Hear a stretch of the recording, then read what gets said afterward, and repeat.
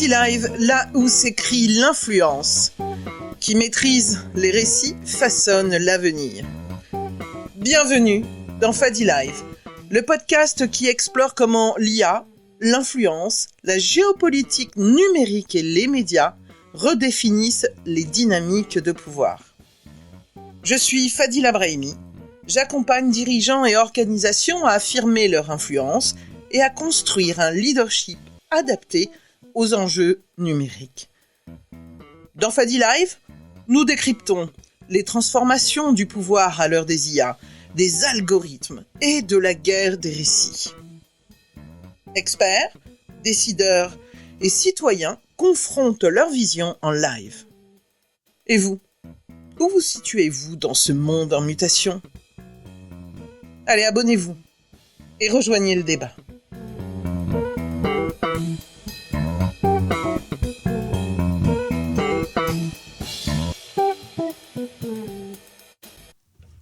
Alors, nous sommes bien le 19 mars 2025 et c'est parti pour le 7e épisode de la 5e édition, la 5e saison de Fadi Live. Ce soir, fake news, IA, guerre cognitive, résister ou subir. Alors, bienvenue, et là, je vais mettre quand même les pieds dans le plat. On vous vend depuis des années l'idée que la guerre de l'info, c'est une question de fake news et que la solution, c'est le fact-checking.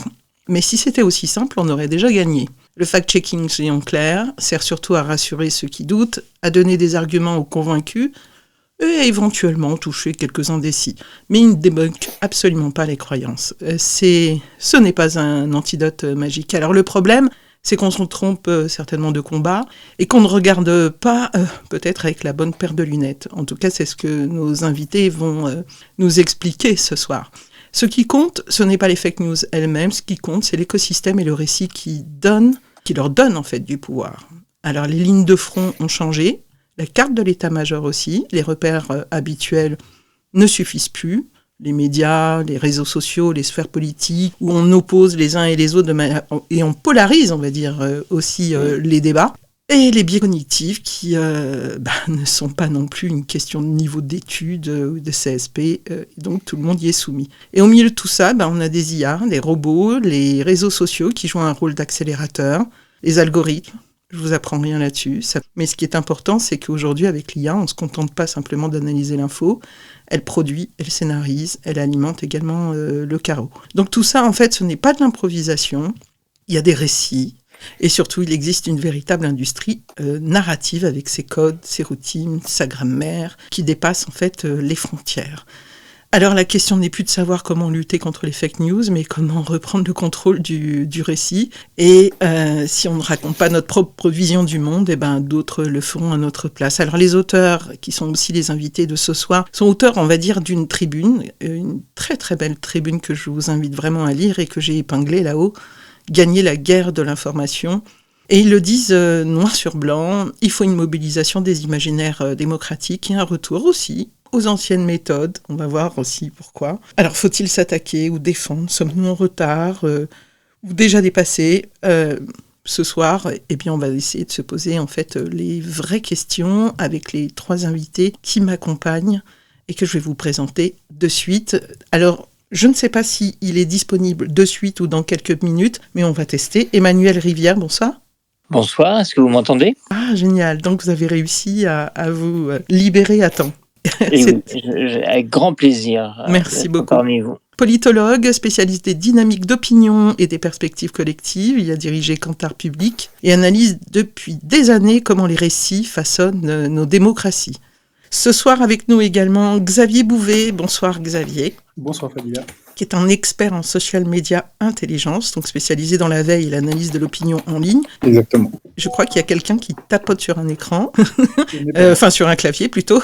Il est également donc auteur du livre Le bateau blanc. Je voulais épingler aussi là-haut parce qu'il a été sélectionné pour le prix des libraires 2024, et pas que pour ça, mais parce qu'il est aussi ce soir avec nous.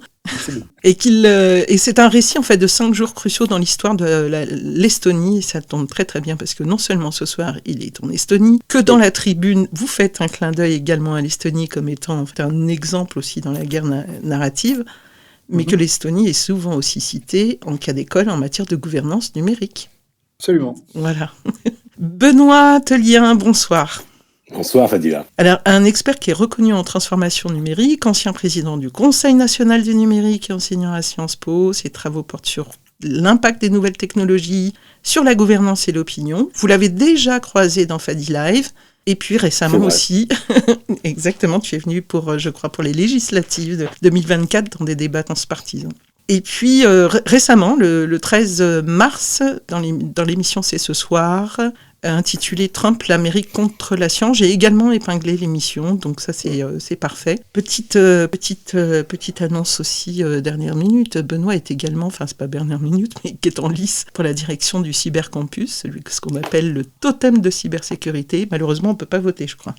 Non, et je n'en parlerai pas. Exactement. C'est pas grave, je me suis fait juste plaisir en le disant. Bon, alors messieurs, je vous invite, on va aller droit au but. Vous dites dans votre tribune que la guerre de l'information ne se gagne pas en luttant contre les fake news, mais en mobilisant les imaginaires démocratiques. Mais concrètement, quand on voit l'état du débat public aujourd'hui, la défiance, toute la viralité des récits, l'incapacité d'une certaine manière de nos démocraties à structurer un contre-récit puissant, je me demande s'il n'est pas un petit peu trop tard. Donc si on est honnête, est-ce qu'on a encore une chance de reprendre la main, ou bien le terrain est définitivement perdu? À qui je file finalement la patate chaude, Benoît? À toi ou à Emmanuel? Je veux bien commencer, Emmanuel, mais m'épaulera, j'imagine. Non, il est pas trop tard. D'abord parce que je pense quand même qu'on est tous attachés, cette émission le prouve, à nos idéaux démocratiques. Mais on avait peut-être perdu l'habitude de les défendre comme on devrait le faire. Et par ailleurs, bon, peut-être que pour introduire aussi. Au fond, la guerre de l'information, elle est pas née avec notre papier. Et je dirais même, elle n'a pas attendu le renouveau de Poutine pour intervenir. Au fond, la guerre de l'information, c'est déjà quelque chose de très ancien. Sous la Révolution française ou à la fin de l'Ancien Régime, la manière dont on racontait des histoires sur la vie de la cour, sur la reine ou autre, ont largement contribué à l'affaiblissement du régime et ont amené à la Révolution française. Donc je veux dire, et les bulletins de la Grande Armée aussi, on faisait partie de cette guerre au fond de propagande, d'information. Donc il faut bien rappeler que c'est pas quelque chose qui est nouveau au fond. Ce qui est nouveau en revanche, c'est probablement les méthodes, les techniques, et puis on va dire l'ensemble du système qui a fortement évolué. Et c'est ça qu'on a voulu un petit peu interroger.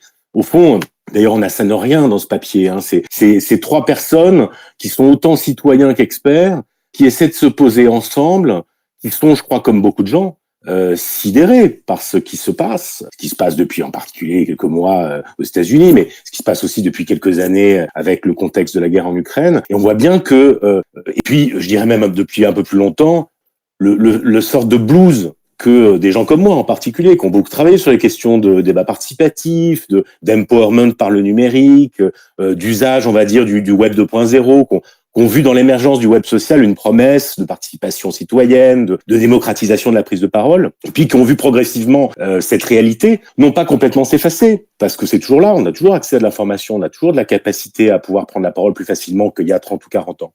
Mais on a bien vu que ce qui nous semblait comme étant uniquement utilisé par, on va dire, des sphères progressistes dans un débat démocratique, a été largement emporté et probablement submergé par autre chose.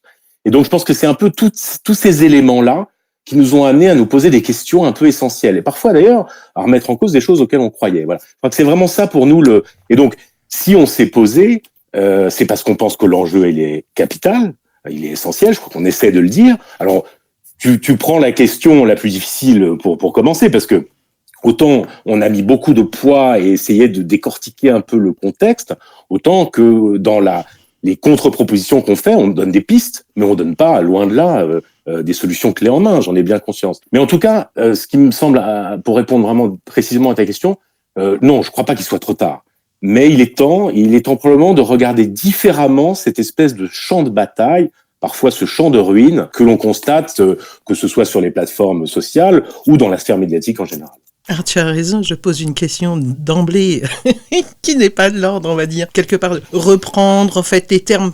Moi, on va le faire, mais c'est aussi, j'aime bien faire un premier tour de table qui permet aussi de faire ressortir finalement le sentiment, on va dire, davantage que l'intellect. Et on va rentrer un peu plus là-dedans. Et justement, Emmanuel, alors Benoît disait à l'instant, on n'a rien inventé de particulier, je crois, dans le diagnostic. Bien au contraire, moi j'ai plutôt l'impression que vous avez justement pris le temps de poser en fait un diagnostic et justement de vous attaquer à peut-être aussi des préconçus, de façon, en fait, ensuite, à pouvoir nous dire comment on peut se mobiliser.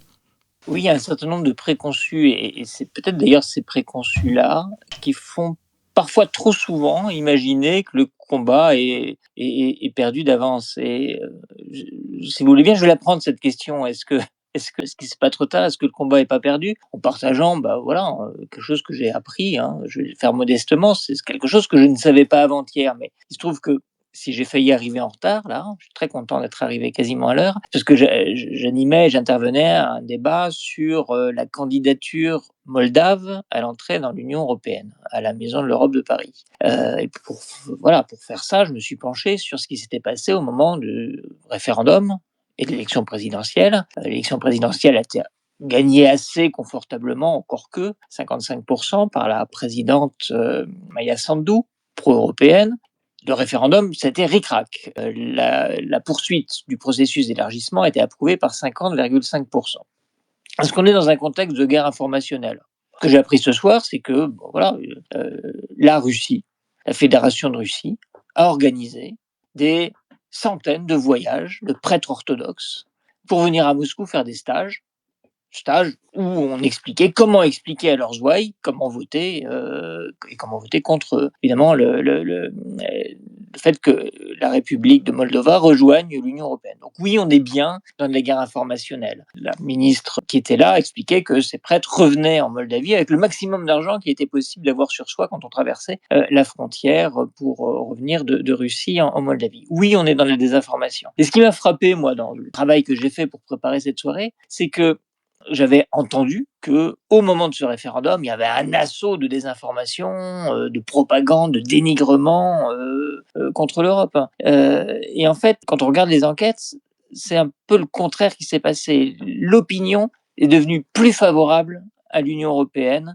à l'occasion de cette campagne. Les opinions publiques sur le fait de rejoindre, que la République de Moldavie rejoigne l'Union européenne, l'image de l'Union européenne s'est améliorée à la faveur de cette campagne. Ça veut dire quoi? Ça veut dire, en fait, une sorte de vérification de ce qu'on dit dans le texte. Il y a une guerre informationnelle insidieuse, en place, très efficace, qui utilise des moyens, donc, dont celui que j'ai cité, qui ne relève pas du tout des réseaux sociaux et d'intelligence artificielle, et qui finalement faisait ses effets dès le début de l'année 2024, des mois avant que le vote ait lieu. Et parce qu'ils n'ont pas baissé les bras, mais sans doute parce qu'ils considéraient que c'était vital, le camp pro-européen a fait campagne, et dans cette campagne, d'ailleurs ce sont les indécis, c'est un peu ce dont vous parliez, Fadila, ce sont les indécis qui ont plutôt basculé dans l'idée que ce serait peut-être pas si mal que la République de Moldova, parce que précisément Moldavie c'est plutôt l'héritage russe, et donc il y a la réaffirmation d'un autre nom, c'est aussi une autre forme de la guerre hybride qui se mène aujourd'hui. Il y a moyen de mobiliser ces majorités possibles qu'on n'entend pas tant que ça, qui ne prend pas tant que ça part au débat, mais qui, quand on pose les choses, arrive à contrecarrer les guerres d'influence quand elles sont menées avec une telle agressivité, parce qu'effectivement, je pense que le mot guerre, et ça ne s'applique pas que aux Moldaves, n'est pas usurpé quand on parle de ces agressions multiples depuis une bonne décennie que nos démocraties subissent. Merci beaucoup. J'en profite pour passer un petit message aux auditeurs. Je termine un petit peu le tour de table, et ensuite vous pourrez évidemment interagir avec les invités. Et justement, puisque vous avez introduit cette idée, Emmanuel, aux campagnes notamment électorales et au vote, et que vous avez surtout utilisé le terme guerre de l'information, j'en profite pour vous dire que David Colomb ne peut pas venir ce soir parce qu'il est en pleine conférence en Belgique, mais vous avez cité sa définition dans votre tribune. Et je vais ensuite évidemment passer la parole à Xavier. Rappelez juste la définition de la guerre de l'information. Et je trouve que ça résume bien, en fait, aussi ce que vous venez de dire en partie. Une guerre de l'information, comme l'a défini donc David Colomb, qui n'a ni début ni fin, brouille les distinctions traditionnelles entre l'état de guerre et l'état de paix, entre ce qui est officiel, ce qui est secret, entre opérationnel étatique et non étatique, annihilant toute distinction entre le front et l'arrière. Donc vous en avez aussi beaucoup parlé justement dans cette tribune, justement sur le fait que finalement le front n'est pas celui, je dirais presque la carte en fait finalement n'est pas celle que l'on croit. Alors Xavier Bouvier, peut-être que vous vouliez revenir sur ma question initiale ou vous voulez continuer dans ce que Emmanuel a évoqué jusqu'à présent. Non, c'est plus pour compléter. Dans la tribune, on n'a pas cherché à être exclusif ou à disqualifier ou à contredire. Comme le disait Benoît, on n'a pas cherché à asséner des solutions toutes faites. Et évidemment, dans l'ouvrage de David Colomb, qu'on recommande chaudement, parce qu'il est vraiment très synthétique, très agréable à lire, très complet. C'est vraiment un ouvrage d'utilité publique sur la guerre de l'information, paru en 2023 chez Talandier. À la fin de cet ouvrage, vous avez un certain nombre de recommandations qui sont données et qui sont toutes valables et qu'on réénonce pas dans la tribune. On y souscrit complètement, on les réénonce pas parce que c'est pas notre objet, mais on s'inscrit absolument pas en faux contre ces propositions qui sont des propositions de régulation de l'écosystème de l'information, de mise en mouvement de l'Union européenne sur cet écosystème-là, comment est-ce qu'on se réapproprie la donnée des réseaux sociaux, comment est-ce qu'on s'inspire du dispositif législatif américain ou britannique sur la désinformation. Donc il y a déjà beaucoup de choses qui avaient été dites et sur lesquelles on ne revient pas. L'enjeu ici, c'était plus de souligner une sorte d'angle mort qui était la question des grands récits et de montrer que, certes, l'enjeu du fact-checking, il existe, l'enjeu de la régulation, il existe, l'enjeu technologique, il existe aussi, mais au-delà de ça, ce qui fonctionne, c'est l'enjeu narratif et c'est par là qu'on se proposait d'entrer et dans une démarche transparente. Et cette tribune, finalement, c'est un long raisonnement où on a ouvert le capot pour montrer un peu les cheminements méthodologiques qu'on avait pu emprunter et par conséquent les recommandations à l'attention des citoyens, mais aussi des professionnels de l'opinion et de la communication, avec des éléments qu'on n'entend pas beaucoup et qu'Emmanuel vient de présenter brièvement, des éléments qui sont qu'on a un peu appelés analogiques ou traditionnels. C'est là peut-être qu'il y a un parti pris qui est neuf, qui consiste à dire tout n'est pas forcément technologie, innovation et invention et création ex nihilo.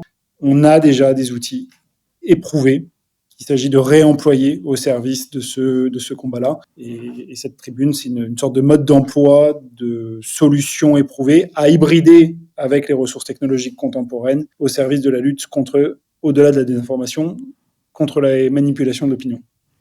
Merci beaucoup. Je rappelle aux auditeurs qu'il y a un sondage épinglé, vous pouvez y participer. Vous avez aussi l'article qui était épinglé. J'aimerais justement parce que dans mon audience, vous avez des personnes qui s'y connaissent, qui lisent effectivement également, qui ont les mêmes références que vous, en fait, dans cette tribune. J'ai vu aussi que vous aviez parlé aussi de Dominique Cardon, que je suis aussi depuis des années sur les identités multiples. On va faire un peu de pédagogie d'une certaine manière. C'est pourquoi, en fin de compte, si vous voulez bien, les fake news est-elle un faux problème ?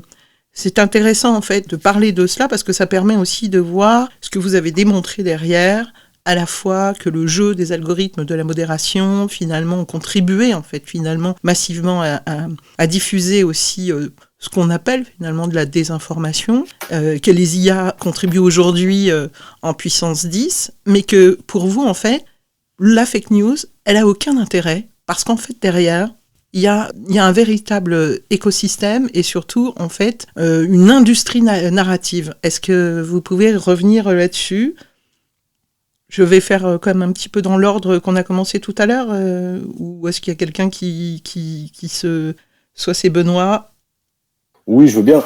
Non, mais ce qui nous a paru, je veux pas complètement dire que les fake news et que le débunkage des fake news n'a aucun intérêt parce que par ailleurs On croit justement, et ça fait partie des solutions, qu'un système médiatique puissant, avec des éditoriaux de qualité, voilà, qu'un retour à une forme de vérité, sont des choses qui sont nécessaires. Donc c'est pas du tout pour mépriser le travail qui est fait par les journalistes et qui est intéressant et qu'il faut continuer à faire. Bien entendu. Bien sûr. Mais vous avez bien c'est vrai- précisé, Ouais. précisé, pardonne-moi de te couper, Non, je t'en prie. la fake news n'a aucun intérêt prise isolément.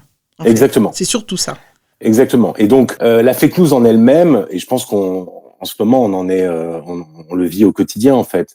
Ce qui est hallucinant dans ce qu'on vit avec les États-Unis, et on le voit tous les jours en fait. Hein, c'est l'espèce de débordement, d'engouffrement en fait.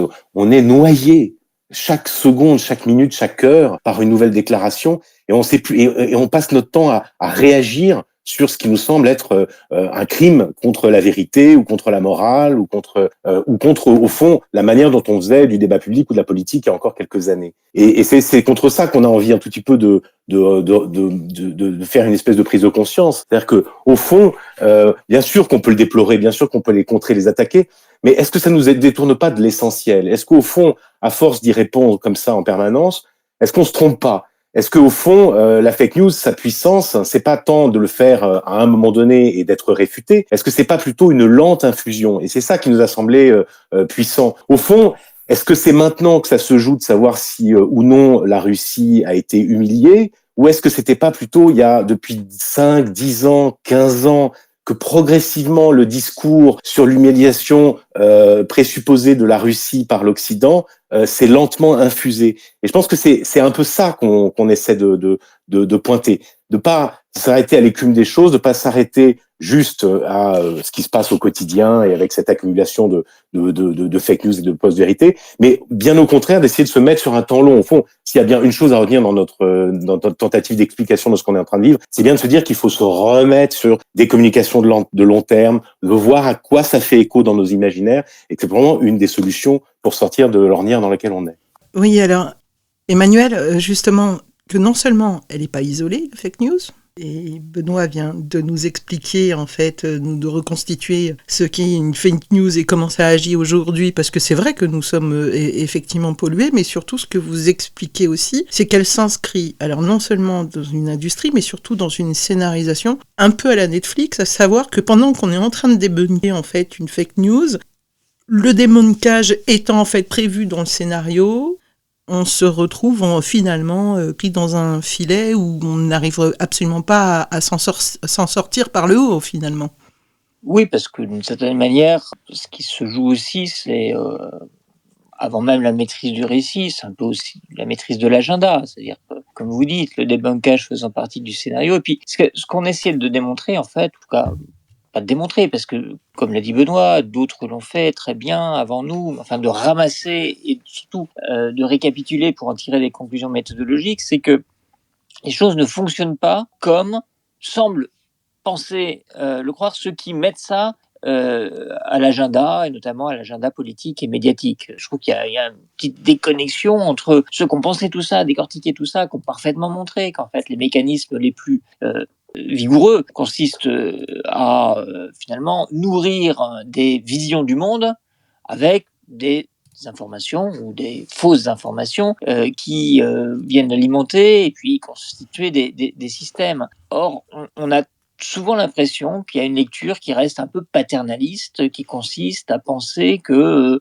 finalement le mécanisme, c'est des gens mal intentionnés, qui fabriquent des fausses informations, les livrent à un public fragile, vulnérable, crédule, qui va les gober et puis du coup changer sa vision du monde. Et ça se passe pas du tout comme ça, mais souvent la réponse fait comme si on pensait que ça se passait comme ça. Et c'est vrai que du coup, la fake news, ça devient facile. C'est une catégorie qu'on peut mettre dans une case, isoler, et puis dire qu'est-ce qu'on fait par rapport à ça. Encore une fois, voilà, la vision du public n'est pas la bonne. Le public n'est pas il est très segmenté et il est compartimenté entre des gens qui, finalement, exposés ou pas aux fausses informations qu'on fabrique, penseront de toute façon ce qu'ils pensent parce que c'est leur système de valeurs qui prédomine. D'autres qui ne seront pas du tout vulnérables parce qu'ils ont les mécanismes de défense nécessaires. Et puis entre les deux, il y a éventuellement des gens plus ambivalents. Et donc la question, c'est de savoir qui on peut mobiliser. Par ailleurs, cette vision, encore une fois, un tout petit peu en surplomb, elle tente à isoler, comme s'il y avait une sorte de pureté des hauteurs, les acteurs du débat public, les acteurs politiques, comme étant eux, finalement, assez à l'abri, comme vaccinés, alors qu'ils sont parfois eux-mêmes un peu victimes d'informations qu'ils vont choper et que parce qu'ils les arrangent, qu'ils vont les véhiculer, et donc un peu émetteurs. Je vais prendre un exemple. Loin de moi toute arrière-pensée politique, mais je prends un exemple qui est l'exemple d'Elisabeth Borne parce que il est vraiment très parlant. Peu importe ce que je pense d'Elisabeth Borne, si elle me convient ou ne me convient pas. Tout le monde va être à peu près d'accord pour dire qu'Elisabeth Borne, c'est pas exactement le même type de personnalité politique que Donald Trump. Je pense qu'on aura à peu près consensus entre nous tous là pour dire ça. Il y a eu un débat et un moment politique très particulier qui a conduit au renversement d'un gouvernement au mois de décembre dernier. Au cours de ce débat, qui a conduit donc à la motion de censure qui a fait chuter le gouvernement Barnier, Elisabeth Borne, on voit bien qui est Elisabeth Borne, le type de personnalité, le type de formation, le type d'éthique politique qu'elle peut représenter. Encore une fois, qu'on l'aime ou on ne l'aime pas, il faut lui reconnaître ça. A cru bon de dire, si le gouvernement est renversé, si la motion de censure est votée, vos cartes vitales le 1er janvier ne marcheront plus. Voilà, l'exemple, il n'est pas isolé en fait. C'est-à-dire la capacité d'émetteurs dans le champ politique, mais pas uniquement dans le champ politique, à être eux-mêmes des fabricants en fait de formes de désinformation parce que ils ont cru comprendre parce que ayant entendu ça, ils se sont dit ça c'est très bon, c'est une ressource en fait argumentative que je vais réutiliser, alimente aussi la machine et c'est ça qu'il faut essayer de comprendre. C'est en fait dans quel écosystème d'information et dans quel écosystème de confiance on se situe, où chacun doit prendre ses responsabilités, que ceux qui sont mis aux responsabilités ne se croient ni à l'abri d'être contaminés ou en tout cas d'avoir leur vision du monde un peu faussée par les sources d'information dont ils disposent, ni à l'abri d'être eux-mêmes émetteurs forme des informations qui viennent considérablement amoindrir la confiance qu'on peut avoir dans les autorités. C'est-à-dire qu'il faut aussi avoir conscience des dégâts que ça fait, ça. Et du coup, la manière dont tout ça affaiblit les efforts de débunkage, les efforts de fact-checking, les efforts de parole qui viennent contrecarrer la désinformation. Donc, c'est cet exercice-là qu'on propose de se livrer avec des méthodologies qui vont consister d'abord à faire l'état des lieux et à regarder dans quel état d'esprit on est les uns et les autres, et surtout d'essayer de comprendre quel est le système de valeurs qui sous-tend les attitudes, de ne pas imaginer que ce sont les comportements d'information qui vont faire ensuite penser que c'est bien ou pas bien de soutenir l'Ukraine. Voilà. C'est avant tout la vision du monde. Et quand on regarde un peu ce qui se passe à l'échelle européenne, on voit bien d'ailleurs que sur le sujet précis de la guerre et du soutien de la guerre en Ukraine et du soutien à l'Ukraine, ce sont des visions du monde qui sont parfois vont chercher très très loin dans des processus historiques qui ont déterminé les positions des peuples européens à l'égard de ce sujet qui est un peu le sujet majeur de notre temps. Merci. On reviendra justement sur cette idée de front également, parce que j'ai trouvé ça aussi très très intéressant. Juste pour terminer un petit peu, parce que vous avez, on évoque aussi quelque part l'échec français. C'est un constat que fait... comment s'appelle-t-il ? J'ai oublié son nom. Raphaël Yorka, qui a écrit aussi un livre sur les récits, en disant que les États, en fait, avaient quelque part délaissé le roman national. Bon, alors ça, c'est encore peut-être un petit peu autre chose, mais je pense que c'est quand même... Le roman national des marques. Oui, exactement, en disant que c'est les entreprises qui avaient pris finalement le relais. Je voudrais justement sortir un peu de la France un instant, puisqu'on va profiter, Xavier étant en Estonie actuellement, et vous avez cité dans la tribune l'Estonie comme étant un exemple d'un pays qui a pris en main, en fait, finalement, son récit, sauf erreur de ma part, mais Xavier va pouvoir peut-être nous en dire davantage. En quoi, en fait, l'Estonie est un exemple C'est un peu illustratif du principe directeur de la tribune, qui consiste à avancer un certain nombre de solutions pour mieux souligner l'importance des narratifs de fond. En Estonie, il y a beaucoup de solutions qui ont été mises en œuvre, tactiques, on va dire,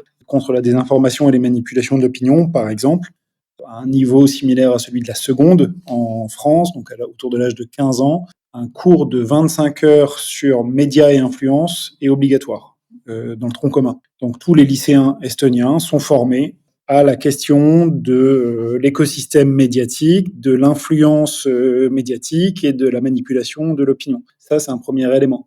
Deuxième élément, le soutien aux médias. Alors, c'est une nation et un pays qui a la particularité d'être littéraire, qui est le plus grand consommateur des pays d'Europe en matière de livres par an, par habitant. Avec la Finlande, c'est des peuples qui sont l'Islande, très lecteurs. Donc, un rapport aux lettres et à l'écrit qui est historique et particulièrement développé et qui se retrouve dans la consommation médiatique, dans le nombre de médias locaux, qui est à la fois soutenu par l'État et par parfois des dispositifs internationaux, mais il y a ce souci de maintenir une scène médiatique riche, indépendante, multiple, de manière à multiplier les sources de lecture critique sur l'actualité locale et du monde. Et ça, c'est un point important, puisque c'est ce que David Colomb rappelle dans son ouvrage, la désinformation a pu prospérer aux États-Unis, notamment en prenant essor dans les comtés où les derniers journaux locaux avaient disparu. Et dès lors que vous n'avez plus d'écosystème local médiatique, c'est-à-dire des gens en fait que vous pouvez connaître ou qui vous connaissent et qui traitent des sujets qui vous concernent directement au quotidien, actualité municipale,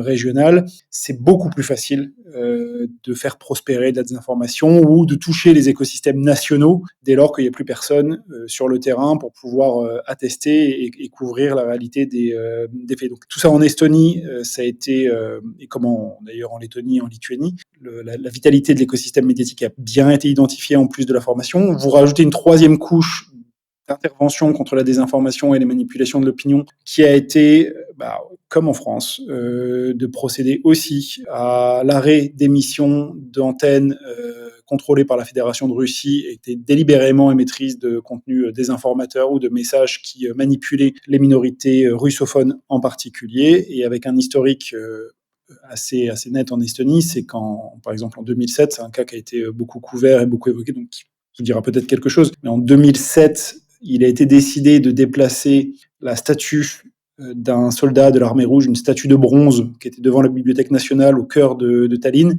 pour la déporter en périphérie de la ville, pour des raisons mémorielles, puisque l'armée rouge, qui a été célébrée comme l'armée libératrice de 1944 jusqu'en 1991, ce narratif-là, je ne vais pas ouvrir la parenthèse parce que je pourrais y rester longtemps, mais il est en grande partie artificiel et construit à la gloire d'un régime d'occupation qui a tenu sous sa botte un pays autrefois indépendant de 1944 jusqu'à 1991, et puis c'était une libération qui, comme ailleurs, s'est pas forcément fait dans les larmes de joie et les bouquets de fleurs. Donc déplacement de la statue du soldat de bronze, émeute d'une certaine fraction de la minorité russophone, chauffée à blanc par les médias russophones et russes, de manière complètement délibérée par Moscou, complétée par une vague de cyberattaques d'une amplitude jamais vue dans un pays européen, et qui a conduit d'ailleurs, après 2007, à la création du Centre d'excellence pour la cybersécurité de l'OTAN à Tallinn, qui n'est pas un centre de contre-offensive cyber, mais qui est un centre de recherche, développement, partage de bonnes pratiques,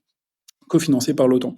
Donc voilà, donc vous aviez en Estonie, j'étais un peu long, mais vous aviez en gros 3 couches de protection, de sensibilisation, de formation contre les manipulations d'opinion. D'abord dans les lycées, ensuite dans la vitalité médiatique, et troisième élément, dans la régulation, voire l'interdiction de contenus désinformants issus d'une puissance étrangère. Mais le point de la tribune, c'était de dire, ok, ça c'est essentiel, et ça, sans doute, il le faut aujourd'hui comme hier, mais la vraie force de l'Estonie dans sa résilience face à la désinformation, parce que c'est constant, c'est tous les jours, avec d'ailleurs tous ces narratifs poussés par la Fédération de Russie ont été recensés. Très récemment, par exemple, des narratifs qui visent à donner une image des réfugiés ukrainiens en Estonie hautement défavorable, accentuer l'hostilité, ou créer, générer de l'hostilité à l'encontre des réfugiés ukrainiens comme concurrents sur le marché du travail, comme source des difficultés économiques ou de l'inflation dans le pays, puisqu'il faut savoir que l'Estonie, c'est un pays qui est en récession, qui n'est pas en croissance économique, et c'est un pays qui accueille de mémoire, un peu plus de 30 000 réfugiés ukrainiens, c'est sans doute même beaucoup plus aujourd'hui. Si vous rapportez ça à la population française, c'est comme si en France on accueillait 600 000 réfugiés ukrainiens. Donc c'est un poids conséquent dans un pays qui le fait de manière très volontaire. Le drapeau ukrainien figure en bonne place dans toute la ville. J'observais hier que le siège du gouvernement est éclairé nuit et jour aux couleurs du drapeau ukrainien, et c'est le drapeau ukrainien que vous trouvez aussi sur l'uniforme des policiers. Alors ça, c'est quelque chose qui en dit très long, parce que je pense qu'une force d'État en France ne porterait jamais le drapeau d'une puissance étrangère. C'est le cas ici, donc c'est pour montrer à quel point il y a une solidarité et un soutien total de l'Ukraine et de l'Estonie et de l'État estonien à l'endroit de l'Ukraine et des réfugiés ukrainiens. Mais il y a eu des narratifs qui visaient à dire en gros, vous avez 30 000 réfugiés ukrainiens et c'est à cause de ça que vous expérimentez des difficultés économiques dans l'emploi, etc., etc. Et ce feu de désinformation, il prend pas. Et ce sur quoi on a souhaité insister dans cette tribune, c'est de dire, ça prend pas, parce que à la place de ce narratif, il y a déjà un narratif qui existe et qui est beaucoup plus puissant. Et c'est ça qui fait, c'est pas tellement la formation, c'est pas la vitalité démocratique, c'est pas seulement ça, en fait, ça va bien plus loin. C'est parce que ici, l'adhésion à l'Union européenne et l'adhésion à l'OTAN, c'est pas un truc accessoire, comme on en parle parfois dans le débat français, grande puissance souveraine, autonome, dotée de la dissuasion nucléaire, où on a un regard sur l'OTAN, sur l'Union européenne, un peu le regard d'une puissance historique, riche, etc., qui voit ça comme une extension de puissance, mais qui ne la résume pas. Ici, l'Union européenne et l'OTAN, c'est synonyme de prospérité, de sécurité, de stabilité. Et ça, c'est tellement puissant. Après 50 ans d'occupation, après une guerre, la Deuxième Guerre mondiale, qui n'a pas du tout vécu comme en France, c'était une guerre entre deux impérialismes, après le pacte Molotov-Ribbentrop, avec plusieurs occupations. Une première occupation soviétique, une brutalité insensée, une seconde occupation allemande, et puis une deuxième occupation soviétique tout aussi violente à partir de 1944. Et donc, dans cette histoire troublée et violente, et une occupation qui n'a pas duré 4 ans, mais qui a duré 50 ans jusqu'en 1991 et puis même 94, puisque le départ des troupes russes, c'est 94. La vraie résilience face à la manipulation de l'information, c'est le fait d'adhérer au récit d'une Union européenne, source de prospérité, de stabilité, de sécurité. D'accord. Merci pour cette explication. Pour celles et ceux qui ne connaissaient pas, au moins, ils ont pu découvrir comment l'Estonie procédait. Mais est-ce qu'on ne peut pas dire aussi quelque part que l'autre qui fait aussi de la désinformation, quand je dis l'autre, celui qui finalement paraît être appartenant, on va dire, à un autre front que le sien, fait de la désinformation. En fait, chaque camp peut finalement revendiquer finalement le débunkage de l'autre. Oui, on peut dire ça. D'une certaine manière, c'est-à-dire que je pense que tu as compris ma question. Oui, je pense qu'on peut dire ça. Alors, ensuite, nous, c'est bien l'imaginaire démocratique qu'on cherche à défendre. Et évidemment, on le met pas sur le même plan. Parce que, de manière évidente, la mise sous cloche, par exemple, de toute l'opinion russe actuellement, qui est quelque chose d'assez unique, quand même. C'est-à-dire, avec une sphère médiatique aussi puissante, d'arriver à la fermer, de la rendre relativement étanche, que ce soit la télévision, que ce soit évidemment la presse, ou que ce soit même les médias sociaux et les nouveaux médias, ce que vivent les Russes quand même est assez inédit. Je dirais les Chinois aussi d'ailleurs d'une certaine manière.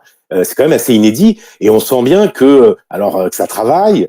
On sait pas d'ailleurs très très bien ce qui se passe, mais on sent bien quand même que même s'il y a peut-être une résistance intérieure, ils sont quand même mis sous une certaine condition. Bon, donc nous, ce qu'on a voulu aussi montrer, c'est que ce qu'il faut, et là pour le coup dans un régime qui est ouvert, qui est démocratique, dans lequel il y a des médias qui sont libres, dans lequel on a le droit d'inviter, et on l'a bien vu ces derniers temps, des Russes pour éventuellement tenir la contradiction.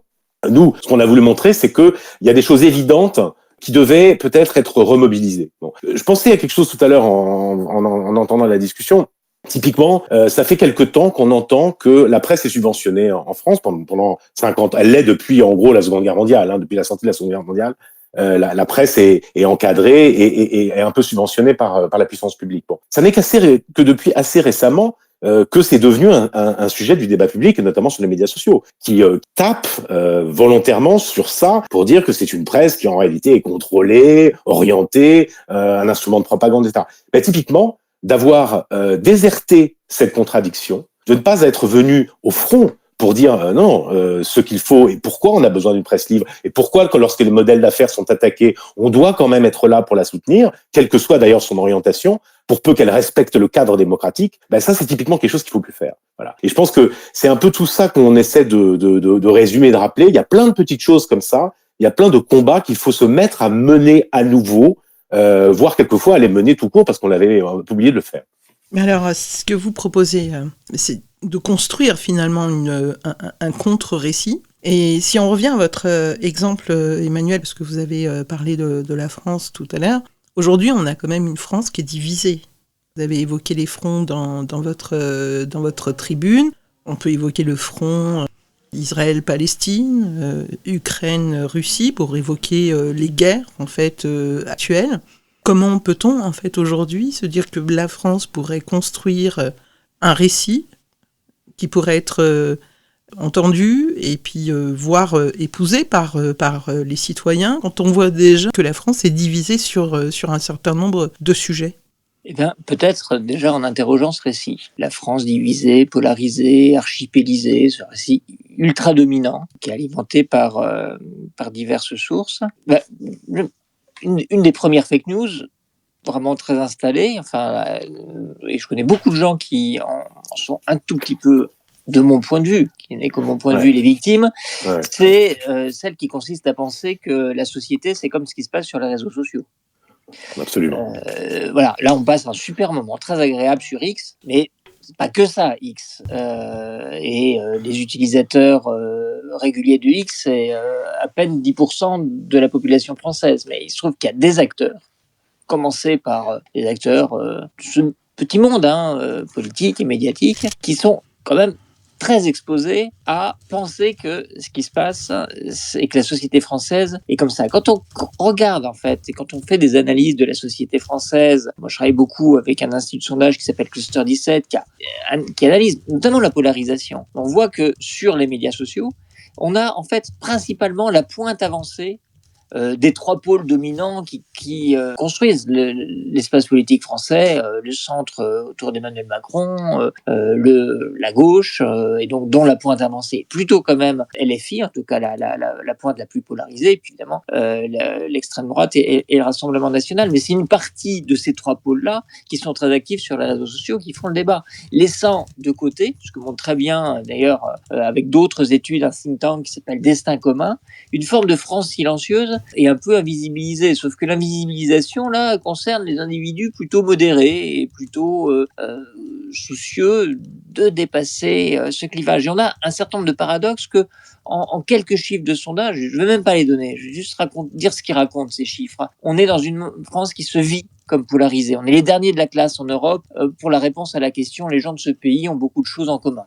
Dernier de la classe, mais il y a quand même 60% des gens qui le pensent. On est dans un pays où 90% pensent que la politique est devenue trop violente, qui se pose des questions fondamentales sur la capacité à surmonter nos conflits. Donc les gens répondent plutôt non. Est-ce qu'on peut surmonter nos conflits ? Mais en même temps, peuplé de gens qui ne demandent que ça, qui pensent que la société idéale dans laquelle il faut vivre, c'est une société, première réponse, où on s'écoute et où on se respecte, qui souhaiterait que la politique soit moins violente, qui est devenu adepte de la culture du compromis. Donc, je disais que c'était absolument pas la culture française, mais enfin, le spectacle un peu consternant auquel on assiste depuis quelques mois a créé aussi cela. Donc en fait, on est dans un pays qui se vit comme prêt à s'entretuer, au bord de la guerre civile, et qui est en fait peuplé de pacifistes qui voudraient au contraire retrouver le chemin du commun. Et d'ailleurs, pour en avoir fait maintes fois l'expérience, quand on réunit les gens de ce pays par dizaines ou par centaines dans une salle, ils adorent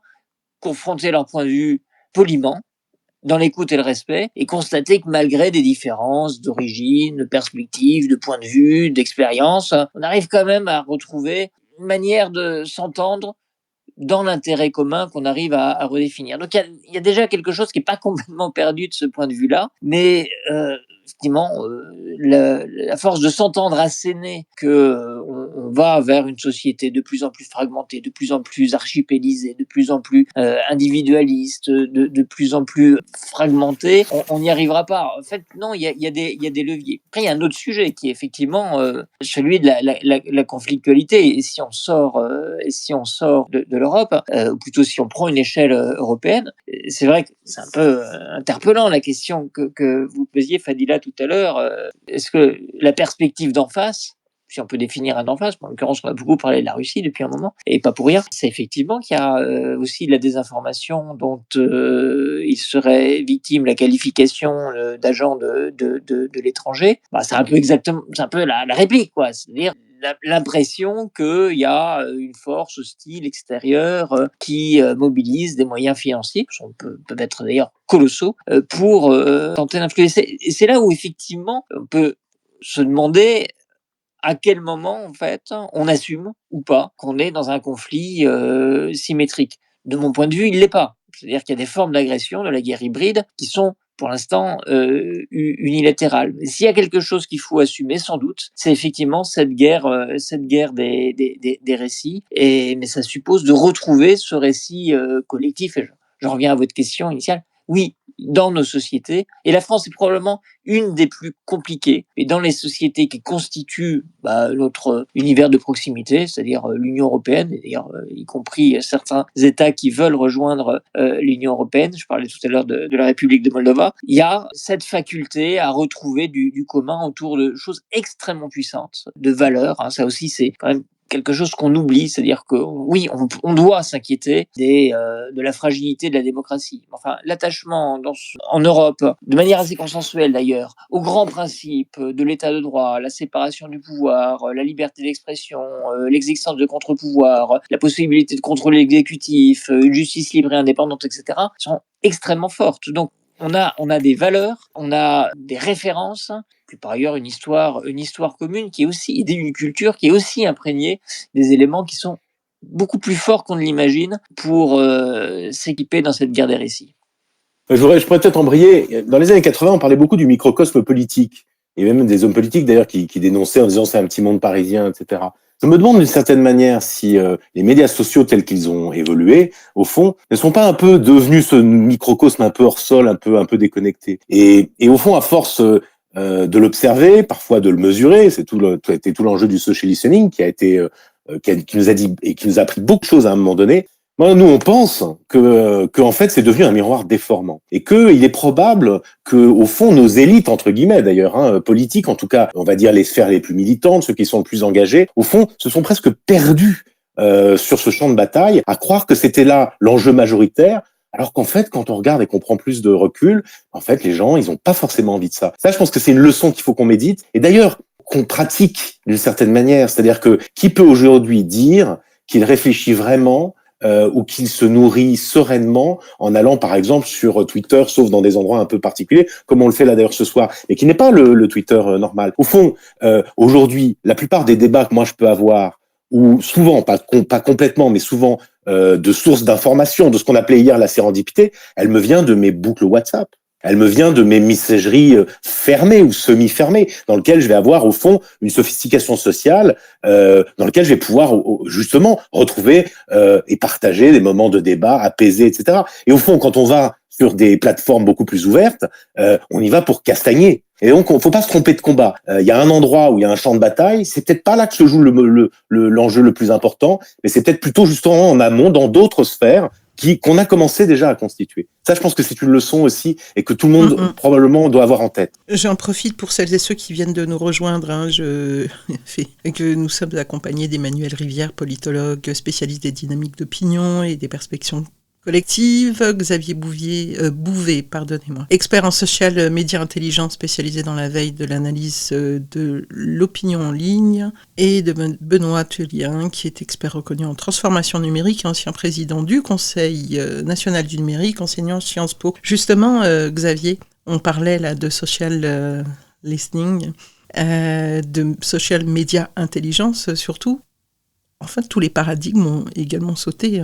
Auparavant, on étudiait aussi ce qui se disait sur les médias sociaux à travers un certain nombre d'indicateurs d'autorité, mais les taux d'engagement, etc., ce qui nous permettait, on va dire, d'avoir une cartographie des tendances, des sujets tendances. Évidemment, ça ne parlait que surtout principalement aux personnes qui utilisaient les médias sociaux. Mais que depuis des années, là, on voit que finalement, beaucoup d'acteurs utilisent finalement tous ces outils pour faire aussi de la propagation et faire des écrans de fumée, voir des personnes aussi qui parfois arrivent des groupes, des sujets qui sont très tendances, qui finalement ne sont pas si tendances que cela, parce que c'est complètement artificiel. Elon Musk, lui, c'est quand même le roi, on va dire, de l'utilisation notamment des IA, et joue aussi avec les fake news et fait en sorte de pousser un certain nombre d'informations. Donc finalement, l'écoute sociale de ce qui se passe, en tout cas sur social media, est un leurre d'une certaine manière.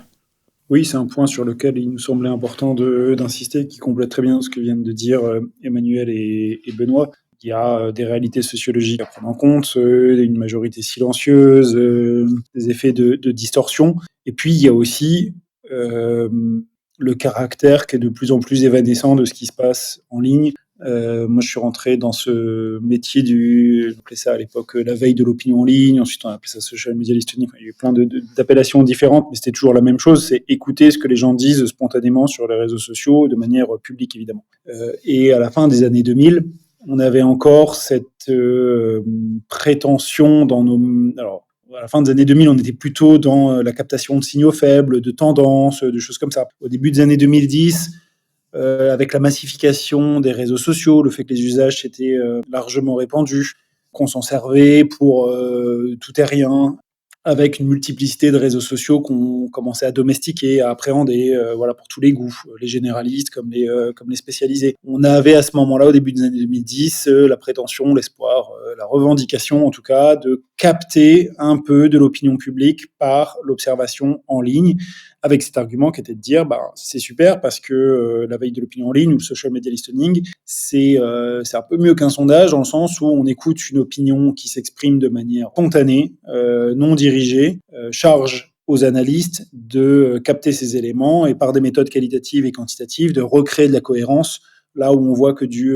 chaos. Et puis tout ça lors de la décennie passée, de 2010 jusqu'au début des années, jusqu'en 2020, et de manière beaucoup plus brutale encore depuis 2020-2022, mais tout ça s'est effondré parce que il y a eu ce rapport beaucoup plus conflictuel et chaotique au débat en ligne. Il y a eu la monétisation des contenus qui étaient bien sûr des généralités dès la naissance des réseaux sociaux, mais qui est devenue la norme ces 10 dernières années, avec pour conséquence que des contenus monétisés doivent donc être promus et poussés de manière beaucoup plus offensive, de manière à générer une économie du flux et que les annonceurs ou les producteurs de contenu soient un peu et retour sur investissement. Donc, et tout ça, c'est complètement logique, sauf que cette dynamique capitalistique associée à l'écran, l'anonymat, le pseudonymat, bref, tous les biais qu'on a dans l'expression en ligne,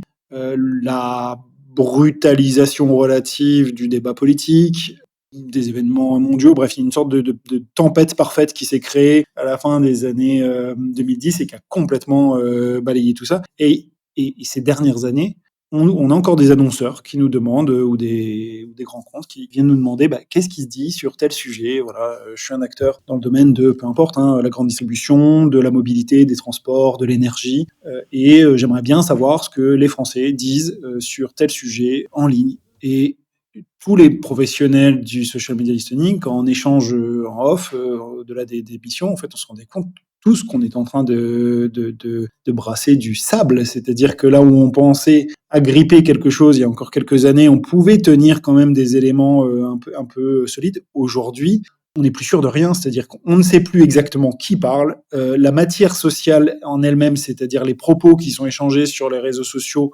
ont tendance à être de moins en moins riches. À la fin des années 2000, par exemple, c'était beaucoup de choses sur les forums. Aujourd'hui, beaucoup moins, ou alors sur des sujets super spécialisés. Mais la conséquence, c'est que là où on pouvait avoir des publications un peu denses de gens qui interagissaient avec d'autres gens qu'ils avaient plus ou moins identifiés dans un fil commun de forums, aujourd'hui, ça devient de la castagne pure. Et l'expression, très souvent, sur n'importe quel sujet, c'est des emojis, si vous voulez. Et littéralement, c'est-à-dire que c'est des enchaînements d'émojis, content, pas content, je vomis, je suis tout rouge. Donc, ok, ça dit quelque chose, mais c'est super pauvre. Et en fait, ça traduit aussi ce rapport à l'émotion qui est cherché par les promoteurs de désinformation, parce que c'est l'émotion qui permet de dépasser l'esprit critique ou de l'annuler, de le mettre au silence. Et donc, cette matière sociale pauvre, cette scène conflictuelle, tout ça, on l'a constaté. Et dans cette tribune, on a souhaité rappeler quelque chose qui est tiré de Dominique Cardon, c'est sur les identités numériques, qui est de dire, bon, ok, ça, on le dit, on le rappelle. Tout ce qu'on peut continuer à observer, à chiffrer, c'est les dynamiques, les offensives, c'est-à-dire en gros, oui, il y a des choses qui s'y passent, ça c'est certain, il faut le savoir. Il y a des insights qu'on peut continuer à avoir dans cette observation-là. Quand je dis insights, ça signifie des intuitions issues de l'analyse qualitative sur ce qui va vraiment mettre en mouvement les individus sur telle ou telle perception. Donc tout ça, on peut continuer à le faire, bien sûr. Par contre, on oublie la représentativité, on oublie toute prétention au miroir de la société française, et on rappelle dans la tribune que mais même quand on observe des choses sur les réseaux sociaux, on observe des messages, des contenus qui émanent d'utilisateurs, de comptes utilisateurs. Là, sur X, on a tous un nom qui peut être notre vrai nom, ou qui peut être une altération de notre nom, ou un pseudonyme complet, et on n'interagit pas du tout de la même manière sur X que ce que vous allez faire sur votre compte Facebook, en général avec votre vrai nom, que ce que vous allez faire sur ce qui appartient aussi au web, même si c'est pas indexé, sur WhatsApp, sur Telegram, etc., avec votre vrai nom et avec votre vrai numéro de téléphone et sur d'autres cercles sociaux. Et arrêtons de dire sur la base de tel contenu a été partagé X millions de fois et vu X millions de fois. Ça veut rien dire, en fait. On n'est pas en train de parler de millions de Français, on est en train de parler de millions de comptes utilisateurs, dont une bonne proportion est sans doute faux, et dont une autre proportion consiste simplement, c'est une identité en ligne d'individus, mais les individus ne se résument pas à leur compte utilisateur. Et on peut peut-être parfois agir d'une certaine manière, par exemple sur X, parce que l'interface, les contenus, la rapidité du défilement sur le fil nous invite à une action rapide, et voilà, et on peut être peut-être un peu plus dans l'émotion. Ça ne veut pas dire pour autant que l'individu qui est derrière ce compte utilisateur, il est comme ça, il pense comme ça, et que sur Facebook, il va promouvoir la même chose. Tout en sachant que des individus ont parfois aussi plusieurs comptes, délibérément aussi, pour avoir aussi des lignes éditoriales qui sont différentes, donc aussi des opinions différentes. Voilà, et donc ça, c'est vraiment un point qui est c'est un peu la pierre angulaire de la tribune, qui est de dire attention, revenons aux individus. En fait. On a deux vieux exemples, le Brexit qu'on n'a pas vu venir, première élection de Trump non plus, et puis regardez notre élection présidentielle. Si je prends l'exemple Éric Zemmour avec Reconquête qui était en trend topic, donc en tendance X tous les jours, numéro 1, et ça s'est pas du tout traduit en fait aussi dans les urnes. Donc on voit bien aussi qu'effectivement l'écoute social média, ou en tout cas il faut changer les critères. Je vais vous donner des nouvelles du sondage et on va accueillir Phil Comte. J'ai fait un petit sondage, donc la question était quelle est selon vous la menace la plus préoccupante aujourd'hui ? Nous avons à 46,4% guerre cognitive invisible. Donc je ne sais pas si en fait les personnes qui ont répondu savent en fait réellement ce qui se cache là-dedans. Vous avez été attirés par ce terme justement d'invisibilité, ce qui se passe finalement dans une guerre en fait finalement qui nous est pas totalement perceptible. À 28,6% algorithmes biaisés et à 17,9% fake news générées par IA. À noter tout de même que nous avons 7,1% de gens qui ont voté autre. J'ai eu des commentaires, et notamment des commentaires sur l'absence de nuances, donc qui n'étaient pas évidemment dans les propositions. Vous pouvez toujours voter, il y a 28 votes actuellement, on reparlera du sondage en fin de soirée, et on reviendra également sur l'individu, parce que finalement ça fait partie aussi de vos propositions, de votre proposition d'action et de mobilisation, qui part en fait de l'individu. Phil Comte, bienvenue et bonsoir. Oui, bonsoir Fadila, bonsoir à tous, et particulièrement aux invités. Je voulais connaître leur avis sur les éléments suivants. Bon, moi, j'emploie pas le terme fake news, j'emploie le terme bobard. parce qu'on n'a pas attendu ni les réseaux sociaux ni l'intelligence artificielle pour mentir, et particulièrement pour donner des récits et des narratifs de guerre. Je vais prendre l'exemple de 3 bobards.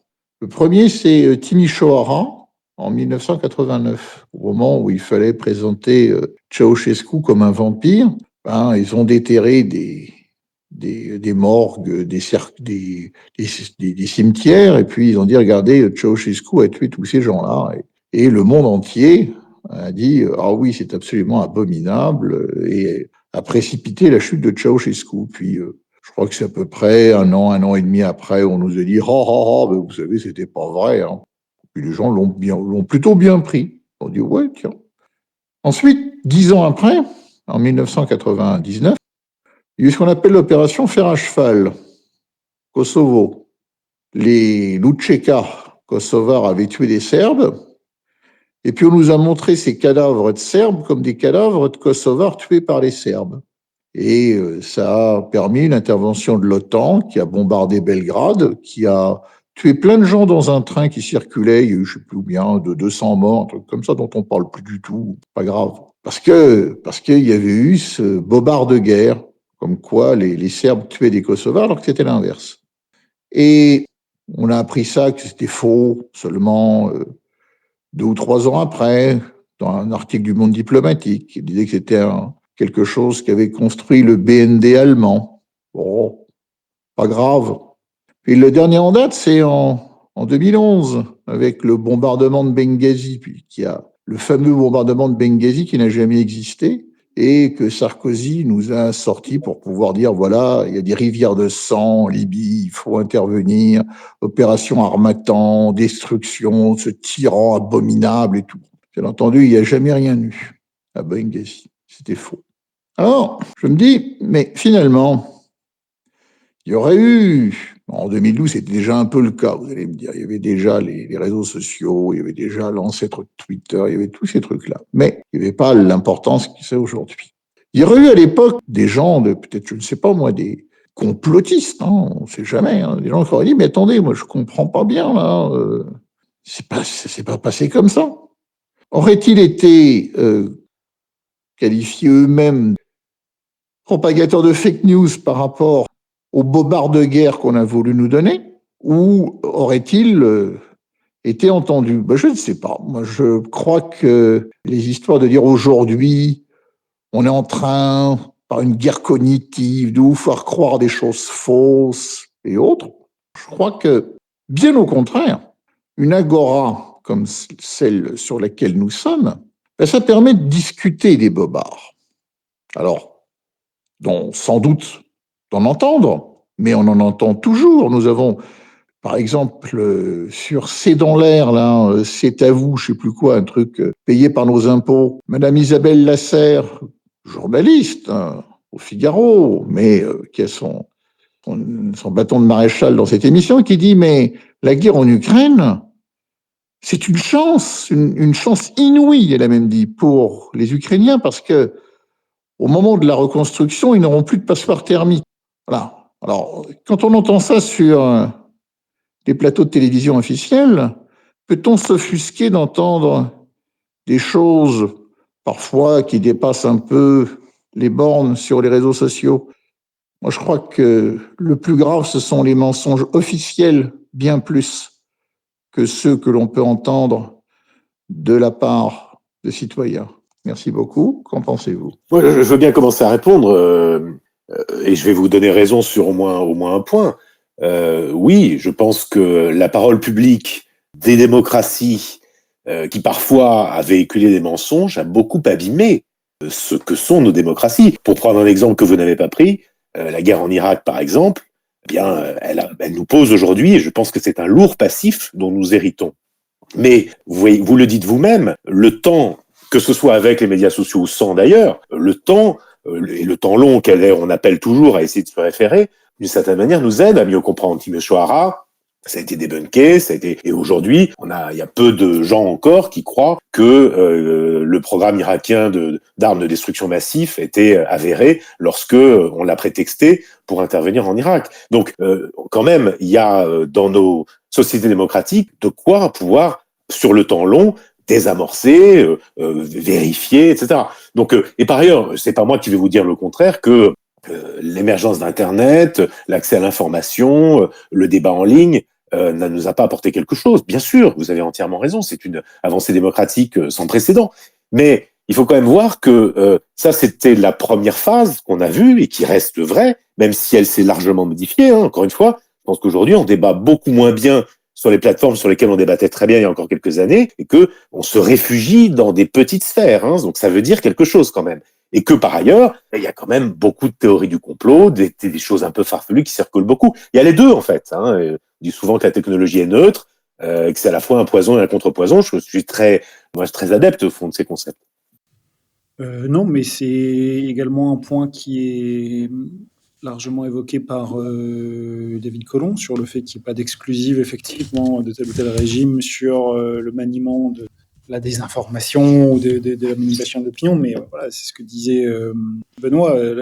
Ce qui fait la différence entre une scène démocratique et une scène non démocratique, c'est la capacité à réinterroger de manière critique, ouverte, la capacité à déconstruire, y compris publiquement, redébattre, remettre en question les affirmations, ce qui d'ailleurs était le cas avec l'Irak, et ce qui n'est pas le cas aujourd'hui dans les régimes autoritaires ou semi-autoritaires, où précisément la capacité à réinterroger la parole officielle et à remettre sur la scène publique les éléments qui fondent la parole officielle n'est pas du tout au même registre. Donc non, vous pensez, monsieur, qu'aujourd'hui on peut remettre en question, par exemple, dans l'Union européenne, hein, dans un endroit démocratique, le récit sur Boutcha?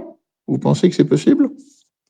Certains le font, vous le faites là. Je ne le fais pas, je l'évoque. Mais est-ce que vous pensez que sur un plateau de télévision officiel, quelqu'un peut parler, de dire, mais attendez, je comprends pas, et ça colle pas pour ceci, ça colle pas pour cela? Non, je crois que ça n'existe pas. Sur un plateau de télévision, c'est impossible de dire que le Boutcha est un montage. Non, mais si vous voulez, il est tout à fait possible d'émettre un sentiment ou de partager ce type de conviction. Après, bon, mais pas en prison pour ça. Mais par contre, on me donnera jamais un micro, ou à d'autres personnes. Hein, je ne suis pas le seul à remettre le récit de Boutcha en question, mais vous ne le verrez jamais remis en question sur un média officiel. Je dis bien jamais. S'il n'y avait pas un média comme Internet et Twitter, personne ne pourrait savoir que Boutcha ne tient pas debout. Il y a des médias alternatifs quand même, puis le compte. Ah oui, par Internet, oui, j'entends bien. Par Internet. Parce qu'un média digne de ce nom, avec des journalistes qui sont astreints à une certaine déontologie, qui peuvent aussi avoir leurs opinions de ce qu'on veut, mais à un moment donné, travaillent à partir de faits qui sont vérifiables. Dès lors que les faits ne sont pas vérifiables, effectivement, il peut y avoir une responsabilité juridique qui est engagée de propager des éléments qui relèvent de la conviction ou comment appeler ça ? Exactement, comme en 1999, il n'était pas possible de dire que l'opération Fer à cheval était un montage. Il a fallu attendre, comme vous dites, le temps long. Mais le temps long, il n'y avait plus de Serbie, elle était bombardée et le Kosovo était devenu indépendant par la force. Ouais, il y a quand même beaucoup d'exemples. Prenez l'Irak, on l'a dit, ça a été mensonge d'État qui a été déconstruit sur l'instant et dans la durée. Prenez plus récemment le sujet Covid-19.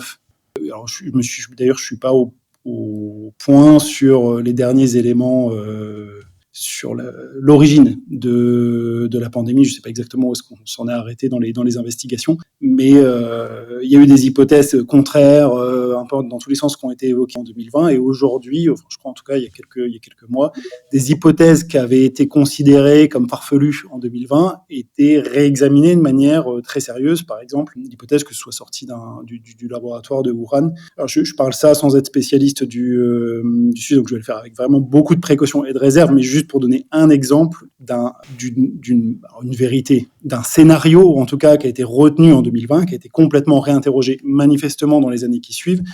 Je ne sais pas pour quel point de chute, mais les cas où on réinterroge une position officielle, ces cas, ils sont légion.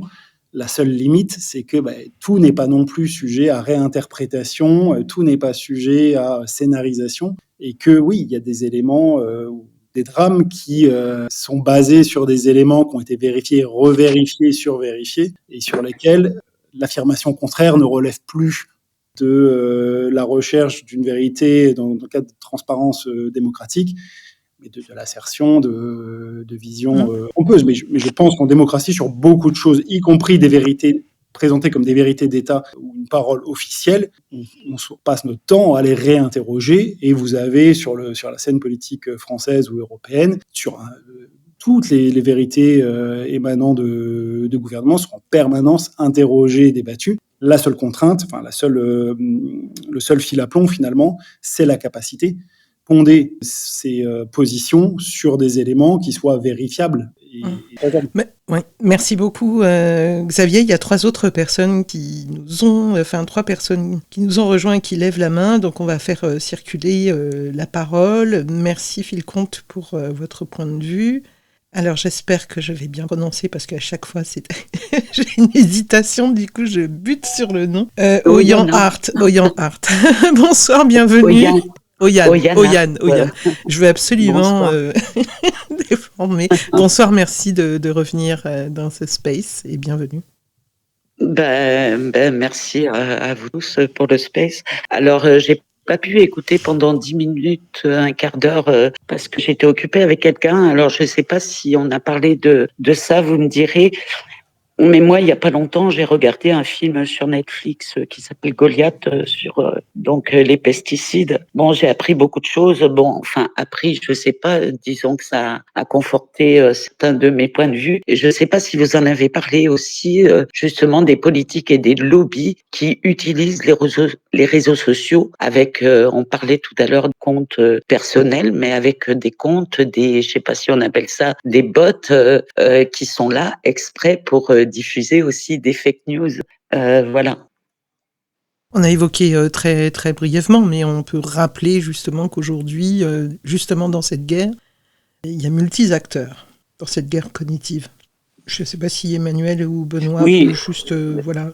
Mais alors oui, il y a une multi-acteurs. Moi, je suis pas vraiment un spécialiste qui se passe sur les réseaux sociaux, sur la manière dont des fermatrolls ou des fermabots poussent des messages, la manière dont des algorithmes sélectionnent les messages, la manière dont on les expose. Je pense que je peux les constater en tant qu'utilisateur comme chacun d'entre nous. Ce que je constate en revanche dans les études abondantes sur le rapport à l'information, le rapport justement à ces sources d'informations diverses et variées, c'est qu'on peut trouver des réflexes qui, de mon point de vue, semblent assez sains. Le premier consistant à ne pas se contenter d'une seule source, à chercher. Alors, et c'est intéressant d'ailleurs comment les rapports à l'information se construisent par différents types de motivations.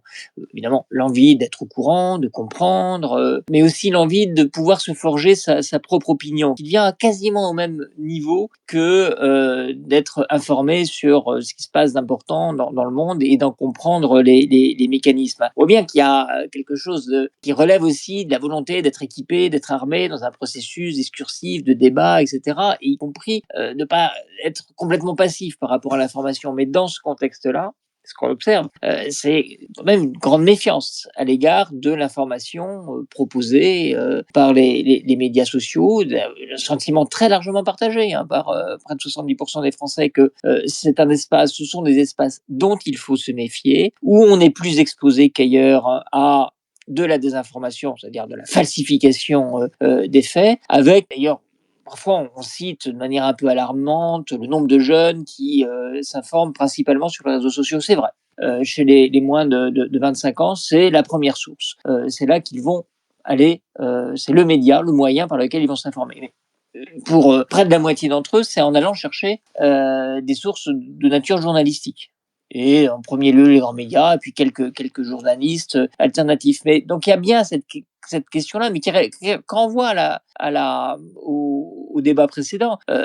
Est-ce qu'on reconnaît ou pas qu'il y a des gens dont c'est le métier de faire un travail d'enquête, un travail de vérification, de croisement des faits et de constatation, et qui arrivent à établir, on va pas parler de la vérité avec un grand V, mais simplement à établir quelque chose qui est factuellement démontrable et qui devient plus a priori sujet d'interrogation. Il ne s'agit plus d'une opinion, il s'agit de faits. Et c'est là où je pense qu'il y a un point qui est je crois, assez centrale dans notre tribune. C'est de bien comprendre que c'est pas parce qu'on a constaté soi-même tel ou tel fait, telle ou telle incongruité, qu'on est tombé sur un post qui dit ah mais regardez, la théorie officielle est mise en doute, qu'on va tout d'un coup se mettre à croire que tel ou tel fait n'a pas eu lieu. Il faut être assez lucide pour reconnaître que c'est sa vision du monde qui fait qu'on va désirer que tel ou tel fait n'ait pas eu lieu, qu'on va désirer que la version officielle ne soit pas la bonne, parce que finalement, ça cadre pas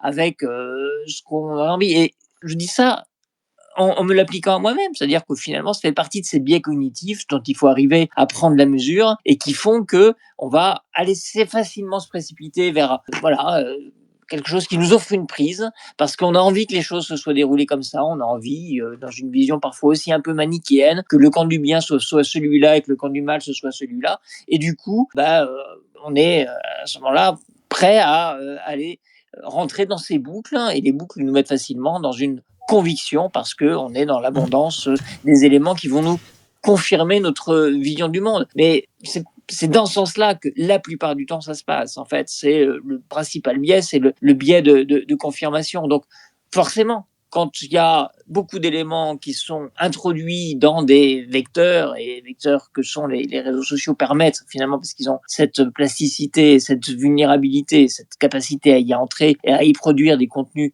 abondants. Voilà, mais ça ne fait que répondre parfois à l'envie que les choses se soient passées de telle ou telle manière et qui va être alimentée. Et donc on n'est pas dans une querelle entre une vérité contre vérité de démonstration. Non, en fait, on en revient à une guerre des récits, une confrontation entre des visions du monde.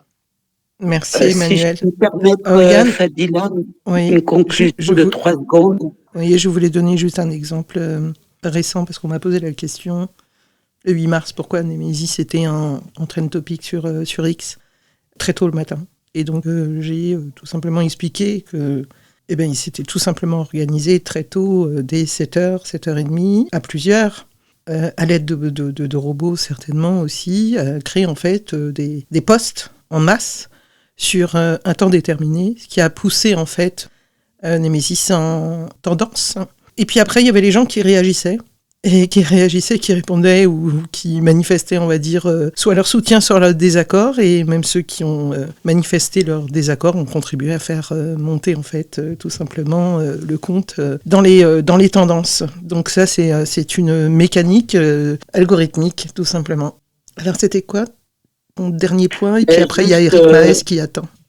Juste, moi, je suis basque et je me souviens, il y a plusieurs années, quand il y a eu les attentats en Espagne, où en fait ils ont dit tout de suite que c'était le TA, parce qu'à ce moment-là ils ont diffusé cette information. Il y avait des élections politiques très importantes en Espagne, pour qu'on apprenne quelques mois après que c'était pas le TA. Moi je le savais déjà, et en fait tout ça pour dire que peut-être qu'il y a des fake news sur les réseaux sociaux, mais c'est pas grave, ça nous permet de nous forger notre propre opinion en ayant des infos qui viennent du monde entier, et moi je trouve ça plutôt positif. Voilà, merci. Si je puis me permettre d'intervenir brièvement, c'était en 2004, c'était effectivement un vrai mensonge, et c'était pas quelques mois après, c'était quelques semaines après, même pas, et ils ont perdu les élections. Et la succession qui devait être très facile entre Monsieur Aznar et Monsieur Rajoy, je crois que c'était lui qui était déjà successeur pressenti, ne s'est pas passé, et c'est Monsieur Zapatero qui est... Donc, quelque part aussi, il y a une forme de justice électorale qui s'est produite face à ce mensonge qui a pris la dimension d'un mensonge d'État. Il y a eu une sanction immédiate. Parfois, ça marche. D'accord. Alors, nous avons 2 autres personnes qui ont levé la main, et on va accueillir Eric Maes, qui est un grand habitué des spaces de Fadi Live, et parfois il ghost avec moi, donc je suis ravie de l'accueillir. Bonsoir Eric. Bonsoir Fadila. Bon, c'est un space d'abord apaisé et très intéressant, parce qu'on ne peut pas être tous spécialistes d'un certain nombre de choses, et donc on apprend et on s'enrichit. On pourrait avoir l'impression, en ayant écouté Philippe et Oyonnaert, qu'on puisse être dans la dialectique suivante: ne considérons pas la diffusion de fake news qui existe à travers les réseaux sociaux et leurs conséquences, à partir du moment où, je dirais, que les représentations institutionnelles en ont diffusé un certain nombre. Et tout à l'heure, quand vous avez répondu, alors je ne sais pas quelle personne a répondu à Philippe à propos des fake news concernant l'Irak, dont il n'a pas parlé, il en a parlé d'autres, mais vous avez pris l'exemple de l'Irak et de Timisoara en expliquant que ça avait été débunké. Ok, oui, je suis d'accord avec vous. Ça a été débunké. Mais il s'est passé à ce moment-là, et je pense dans une forme de conscience mondiale, une rupture, en réalité. Une forme de rupture. Alors ça avait commencé peut-être un peu plus tôt avec l'assassinat de Kennedy qui était resté relativement mystérieux, flou, incompréhensible, en tout cas non expliqué d'un point de vue de la vérité. Ça avait peut-être continué avec du questionnement ontologique un peu des êtres humains sur un certain nombre de choses en dehors de réseaux sociaux qui n'existaient pas à l'époque. Hein. Mais cette rupture de confiance, je crois que cette rupture a affaibli les démocraties beaucoup plus que l'on croit. Alors oui, ça a été débunké, d'accord, mais débunké ou pas débunké, ces mensonges d'État ont eu des conséquences absolument importantes dans l'espace social mondial, avec des dizaines de milliers de morts, avec l'importation, l'exportation de mouvements politiques terroristes qui calibrent aujourd'hui l'espace géopolitique, y compris social, en France, en Allemagne, en Grande-Bretagne. Donc oui, ça a été débunké, mais c'est pas suffisant comme réponse. Le débunkage n'est pas suffisant comme réponse. Et on ne peut pas tirer un trait sur ces mensonges d'État qui ont brisé le paradigme de l'espace de confiance qui existait dans nos démocraties dans les années 70, 80, 90. C'était mon premier point. Mon second point, c'est que l'espace d'influence que l'on prétend dangereux, que l'on prétend dirigé, que l'on prétend néfaste, il est de toutes parts. Il est de toutes parts. À partir du moment où l'espace de confiance a été brisé, eh bien, nous ne pouvons considérer qu'il n'y a plus de camp du bien ou du camp du mal. Parce que comment croire au camp du bien qui produit de la fake news à échelle d'État? Comment faire confiance au camp du bien alors qu'il brise l'espace de confiance des populations? Les démocraties, et Tocqueville l'explique, hein, c'est un contrat en réalité. C'est un contrat qui est scellé à travers les populations. En brisant l'espace de confiance, on décèle le contrat. Et on ne peut pas s'en tirer en disant « ça a été débunké ». Moi, je trouve, excusez-moi, que c'est léger comme explication. Donc, comment maintenant tenir le discours du bien contre le mal? Ça ne tient plus. Quand vous écoutez le ministre de la République expliquer qu'on va détruire l'économie russe, quand vous écoutez Madame Borne qui explique que les cartes vitales ne fonctionneront plus, on continue à briser l'espace de confiance largement affaibli déjà depuis le milieu des années 90. On continue donc à détruire la carcasse de l'espace démocratique, son armature en réalité. Et c'est ce qui provoque, je dirais, la multiplication des tentatives pour achever cette armature démocratique. Donc non, on ne peut pas justifier en disant on a débunké, on ne peut pas ne pas passer par la responsabilité de nos hommes politiques, de nos institutions, par rapport à des discours politiques corrompus. Ce n'est plus possible, parce qu'on lance la machine, et cette machine ne s'arrêtera pas. Donc vive la responsabilité, et je termine juste une dernière phrase. Je souris parce que quand tu as dit vive la responsabilité, j'entendais vive la République. Excuse-moi. Pardon. Alors, on sait que notre système juridique et que nos institutions ont mis le président de la République comme irresponsable. C'est un être irresponsable en droit, j'entends. Hein. Regardons si la notion de responsabilité et de confiance ne sont pas plutôt des fondamentaux de nos démocracies? Et voilà, merci à vous. Merci Eric. Donc tu as 2 points, et d'ailleurs c'est bien que tu aies parlé de confiance, parce que dans la tribune il était question aussi de confiance. Je crois que c'est Xavier qui veut répondre.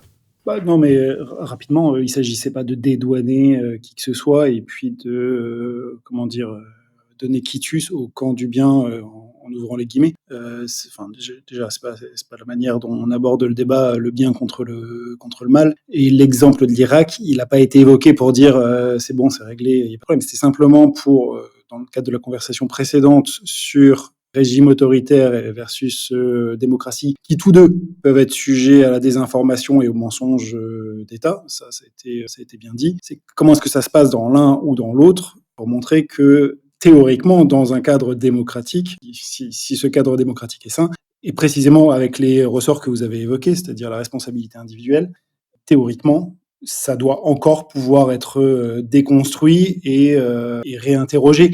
Ça ne signifie pas déconstruire, réinterroger, rectifier, ça efface les conséquences, et je pense qu'on est tous les trois d'accord avec ce que vous avez dit sur l'impact du mensonge de 2004 sur 2003 sur l'entrée de la guerre en Irak, et c'est pas le seul en fait, parce que c'est le plus flagrant, parce que c'est le plus télévisuel, avec des conséquences les plus spectaculaires Proche-Orient, mais il y en a plein d'autres, et vous avez donné quelques exemples. Des cas, et d'ailleurs l'exemple d'Elisabeth Borne, le plus récent, avait été donné par Emmanuel Rivière au tout début de l'entretien, pour bien montrer que oui, les représentants de nations démocratiques sont aussi parfois acteurs de désinformation, propagateurs de mensonges sur le sujet de la carte vitale, s'il n'y a pas de budget demain, c'est-à-dire ce qui relève finalement d'un point marginal du débat politique, ou sur des sujets beaucoup plus graves et lourds de conséquences comme l'entrée en guerre. Mais la gravité, la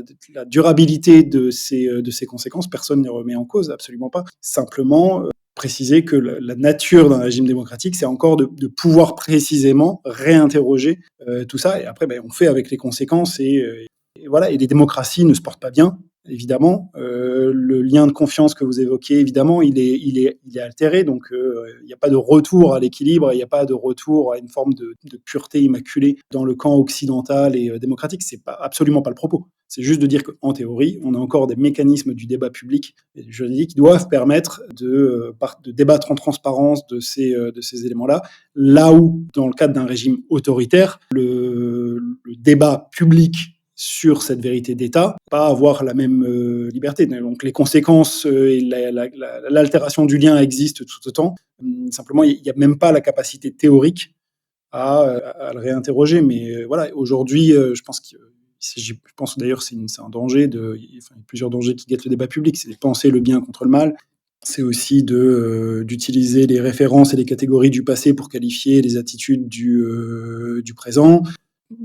L'enjeu, c'est d'observer les mécanismes. Comment est-ce qu'on se sort de là, quoi, et comment est-ce qu'on pourrait, en théorie, se sortir de là. Et donc, il y a cet enjeu de transparence nous semblait important de l'amener dans le débat, parce que si demain, il est question de réactiver des imaginaires démocratiques comme on le suggère, c'est-à-dire de procéder par narratif, c'est-à-dire de construire des récits qui agrègent des attitudes et des perceptions, encore faudra-t-il le faire de manière démocratique, c'est-à-dire transparente, en ouvrant le capot et en donnant, à la manière de ce qu'on fait dans le logiciel libre, c'est donner les clés de la construction du récit, donner la clé des faits qui sont exploités, en renvoyant autant que possible à des éléments sourcés. C'est une forme d'éthique du récit qui doit permettre à des adversaires politiques, à des gens qui ont une autre entrée, une autre vision, une autre grille de lecteur, de reprendre, un peu comme dans la recherche scientifique, de reprendre ces mêmes éléments pour les réinterroger et en vérifier la fiabilité. Donc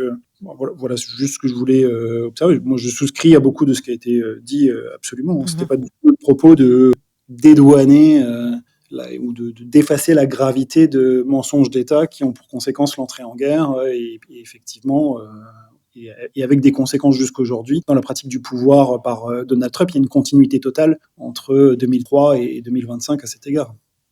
Merci Xavier. Il me semblait que Eric avait 2 points. Est-ce qu'on a répondu aux 2 points ? J'ai eu un...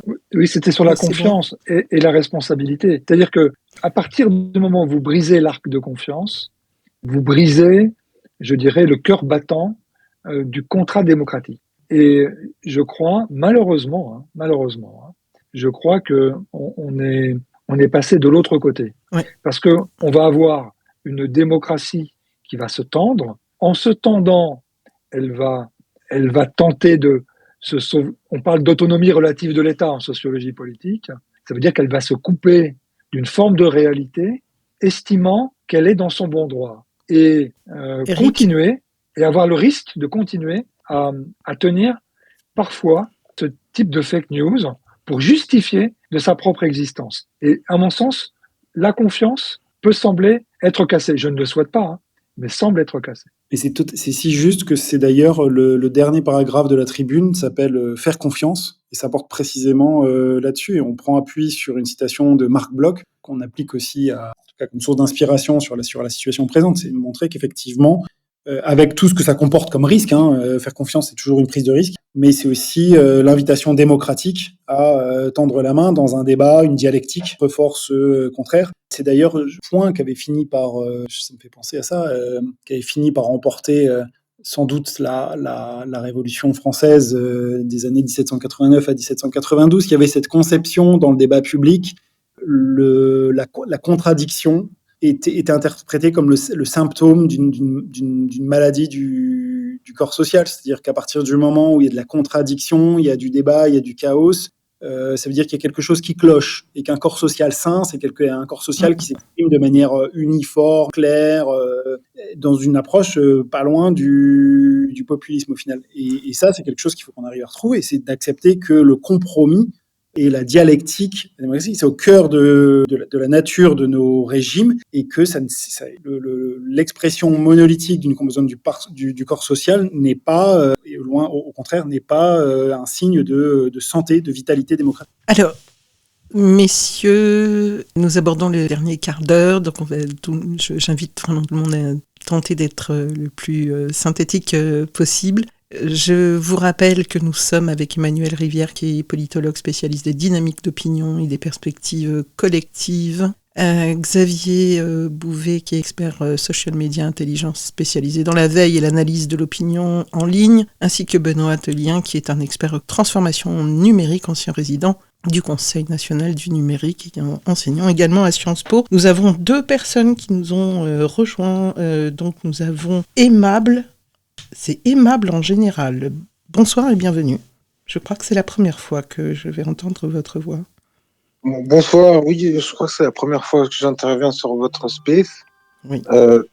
Merci de m'accueillir et merci pour ce space que je trouve très intéressant par ailleurs. Je vais rentrer dans le vif du sujet puisque j'ai pas beaucoup de temps, donc je vais essayer de développer 2 points et puis voir si on peut échanger sur ces 2-là. Le premier point, c'est la fin du journalisme de fait.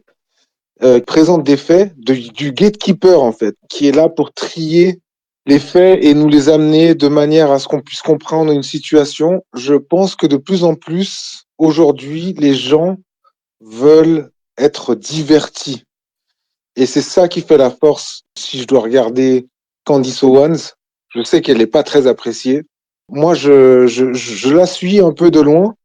Je vais dire que d'accord, on peut tous être d'accord sur les faits on peut tous disputer les faits qu'elle présente, mais on peut tous admettre qu'elle a un certain talent dans la manière de présenter et dans la manière de narrer les faits. Et je pense que c'est vers ça que le journalisme va évoluer fatalement. Les gens ne veulent plus juste qu'on leur donne des faits, mais ils veulent qu'on leur raconte. En tout cas, la masse populaire, on va dire. Après, il y aura toujours des gens qui vont chercher différents types de médias et qui vont essayer d'avoir différents types d'informations. Mais je dis les médias de masse. Les médias de masse. Et ce que je vois, en fait, c'est que, on a, des influenceurs qui commencent à reprendre le métier de journalisme à leur compte. En France, c'est un petit peu moins le cas, même s'il y a cet humoriste dont j'ai oublié le nom, qui peut-être ça me reviendra, Craig Tabibian, qui est humoriste à la base et qui fait des formats aussi maintenant journalistiques, parce que il a vu qu'il y avait un marché à prendre et que le marché est facilement captable. Donc voilà, ça c'était mon premier point. Et le deuxième point, j'ai été très interloqué et très intéressé par je me souviens plus qui exactement, qui avait parlé d'un appauvrissement du langage, de l'expression. La question, c'était, ça veut juste être une question, mais quand on est dans un espace où on a un appauvrissement général de l'expression, est-ce qu'on ne devient pas plus facilement manipulable? Peut-être, je crois que vous aviez déjà commencé, mais peut-être creuser un petit peu plus là-dedans. Est-ce que on manipule plus facilement? Et ça rentre aussi dans le premier, dans la première interrogation. Est-ce qu'on ne devient pas plus facilement manipulable? Est-ce qu'on a cette recherche en fait d'émotions qu'on n'arrive plus vraiment à exprimer, qu'on va essayer d'aller chercher chez les autres dans la manière dont ils le racontent?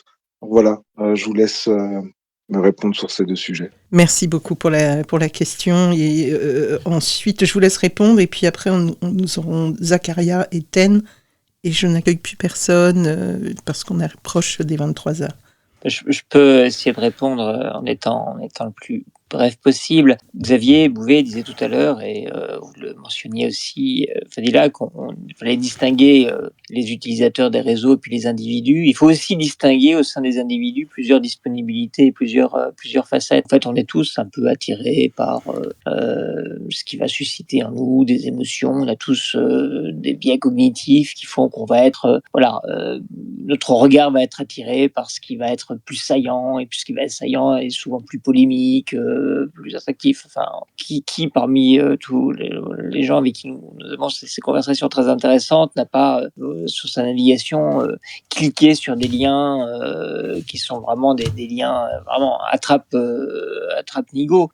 Et à côté de ça, on a aussi apparemment des réflexes. En tout cas, moi, ce qui me frappe dans les enquêtes que je suis, il y en a une que j'ai pilotée pendant quelques années, qui est le baromètre la croix de la confiance dans les médias, précisément du besoin de gatekeepers et du coup de l'intérêt pour que des formes d'information soient labellisées. C'est-à-dire tout en ayant envie de naviguer, de pouvoir avoir des points de vue alternatifs, de trouver ça très sympathique, il y a des gens qui fassent un peu autre chose et qui donnent un abord d'information. Et à un moment, on a aussi envie qu'il y ait des gens qui aient à la fois du professionnalisme, c'est-à-dire un savoir-faire et une forme d'éthique du rapport à l'information joue ce rôle-là. Et de fait, on voit pas tant que ça diminuer. Alors, il y a des choses qui chahutent beaucoup les business models des médias, évidemment, qui est que de plus en plus les choses se passent en ligne et qui n'y ont pas les mêmes recettes. Mais voilà, l'information de qualité journalistique reste quelque chose qui est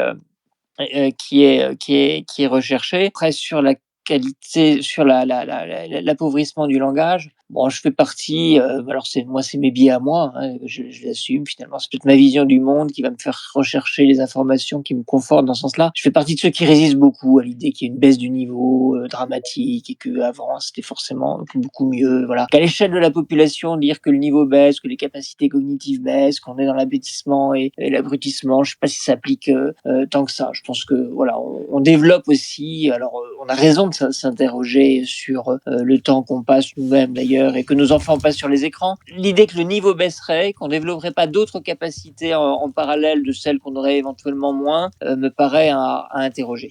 Je ne sais pas ce que vous avez voulu dire, mais c'est la question que ça m'a fait. Voilà, c'est ce qui m'a donné envie de réagir en tout cas.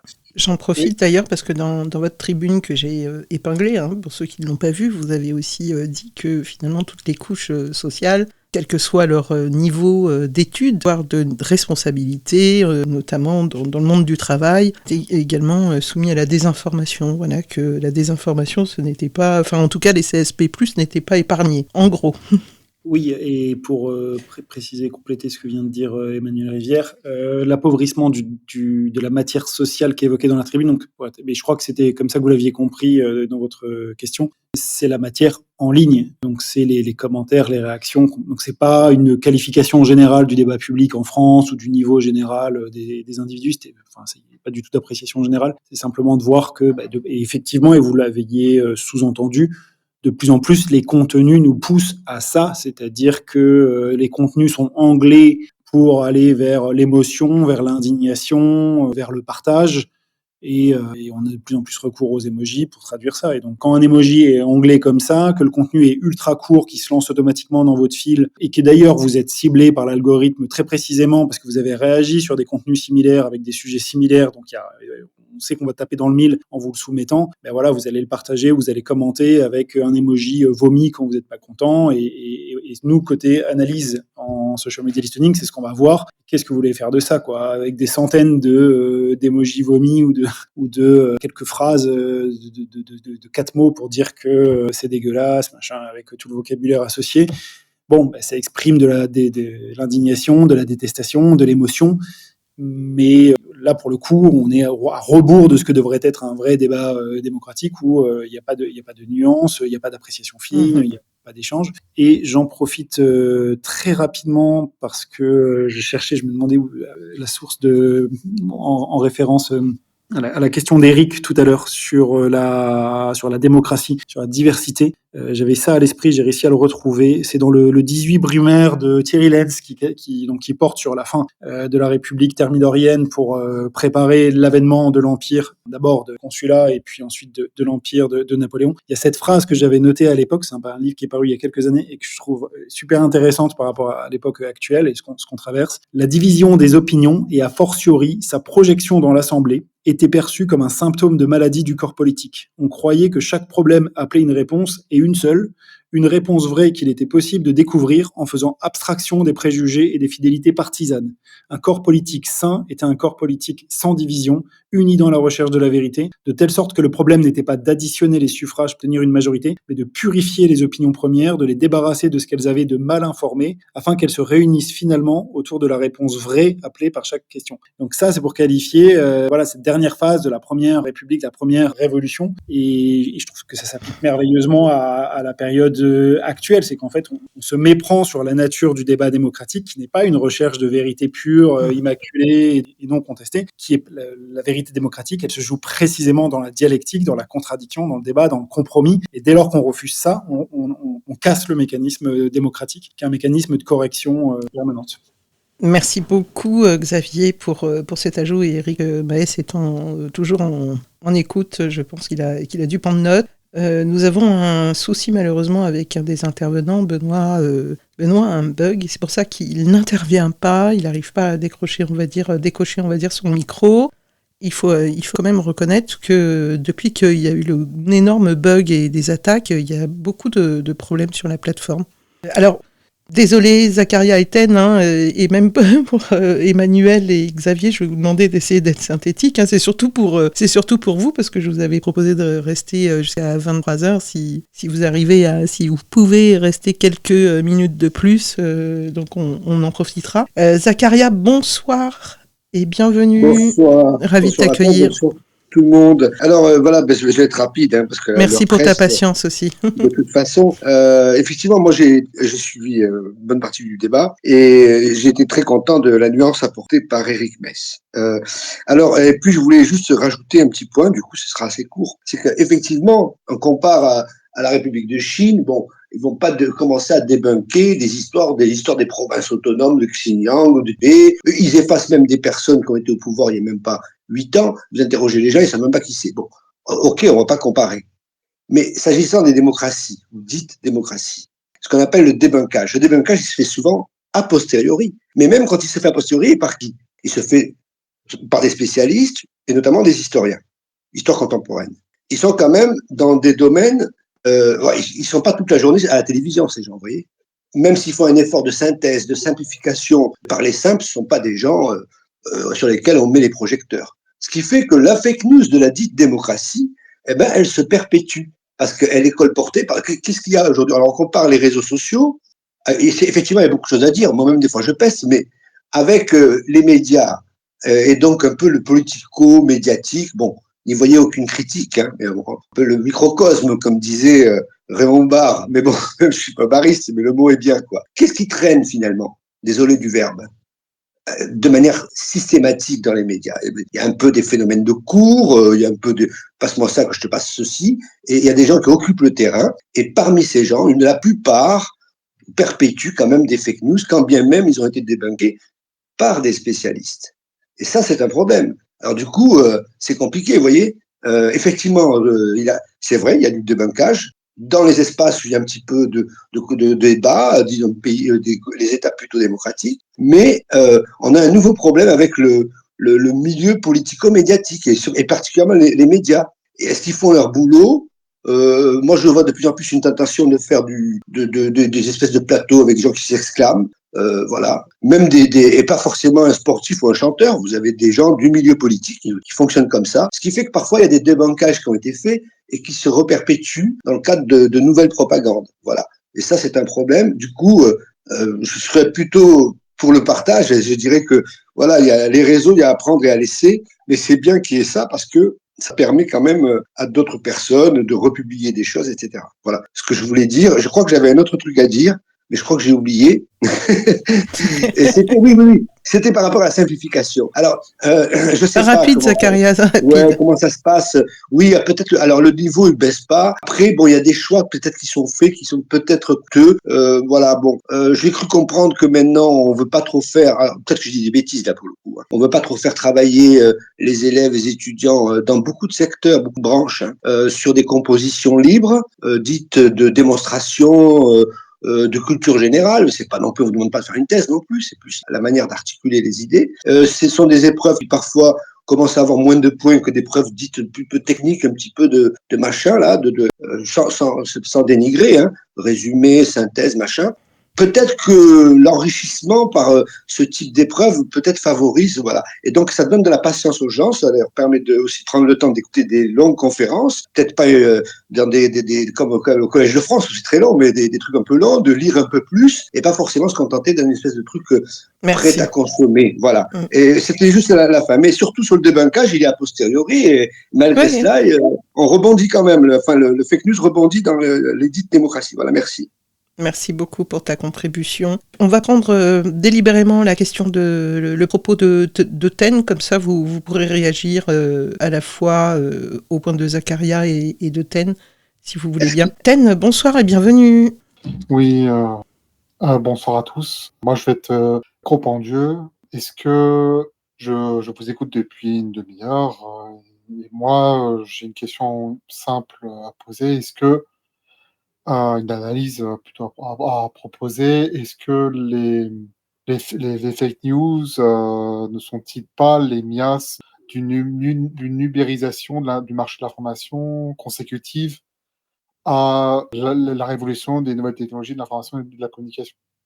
Aujourd'hui, bon, c'est un truisme de dire ça, mais il faut quand même le rappeler qu'il n'y a jamais eu autant de médias d'information dans l'histoire même. Il faut dire la vérité. Quand on voit, par exemple, alors je ne vais pas remonter, on pourrait monter à la RTF, établie en 1949 sous la 4e République, qui était d'ailleurs sous la tutelle d'un ministère de l'information.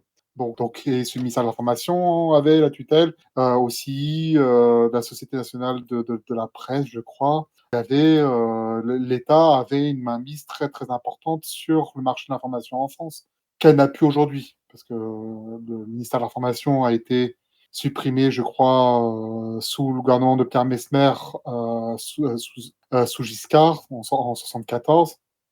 Donc aujourd'hui, l'information, le marché de l'information n'est plus sous une tutelle étroite de l'État, si bien qu'aujourd'hui, vous avez, il y a peut-être moins, avec l'ubérisation du marché de l'information, les journalistes voient leur statut être choir, on va dire, si ce n'est se péricliter du fait de la concurrence, du fait aussi que les journalistes peut-être sont peut-être sujettes à une pression de publier des scoops, des scandales, etc. Moi, je vois la dégradation de la qualité de l'information et ça, c'est un domaine dont on ne parle jamais au niveau du sport. Dans le sport, c'est incroyable. Le nombre de fake news, le nombre de journalistes qui sont parfois, qui ont une connivence, une collusion avec l'entourage des joueurs, etc., ou des clubs, etc. Aujourd'hui, vous avez des armées numériques qui sont embauchées par des clubs pour influer sur les supporters, etc. dans lequel il y a des journalistes. Donc, et c'est un domaine dont on ne parle jamais. Par exemple, aussi, le monde du sport, quoi. Le journalisme sportif est quand même est très à volo aujourd'hui. Il y a beaucoup de fake news, et ça se voit, ça affleure notamment à travers la période des transferts, du mercato, par exemple. Donc voilà, donc je propose cette analyse.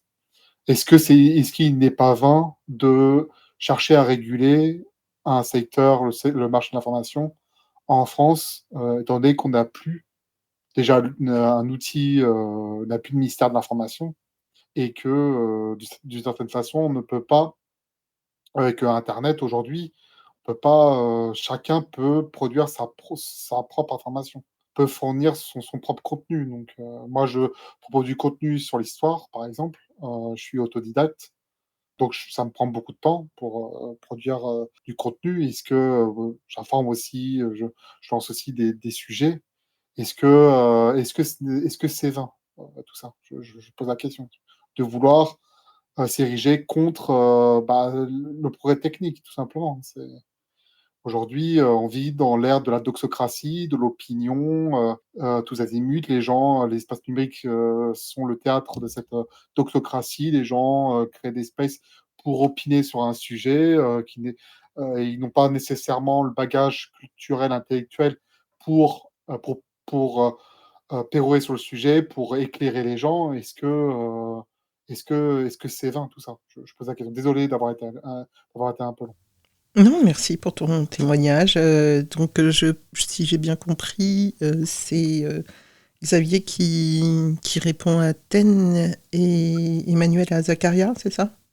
Ben, en tout cas, en réponse sur le dernier point, non, c'était pas du tout notre propos, hein, de mettre un frein à ce progrès dans l'expression ou dans l'usage de plateformes. C'est pas du tout le propos. Quand on a mentionné la régulation, bon, qui n'est pas un point central de la tribune parce qu'on souhaitait se concentrer sur la construction narrative, mais on a abordé la régulation en tout début de débat, donc on s'était mis sur la table, mais la régulation, c'est la régulation sur la propriété des données, l'usage des données par les plateformes, les lois qui s'appliquent aux différentes plateformes et la manière dont on rend compte d'un espace de débat public en direction des autorités.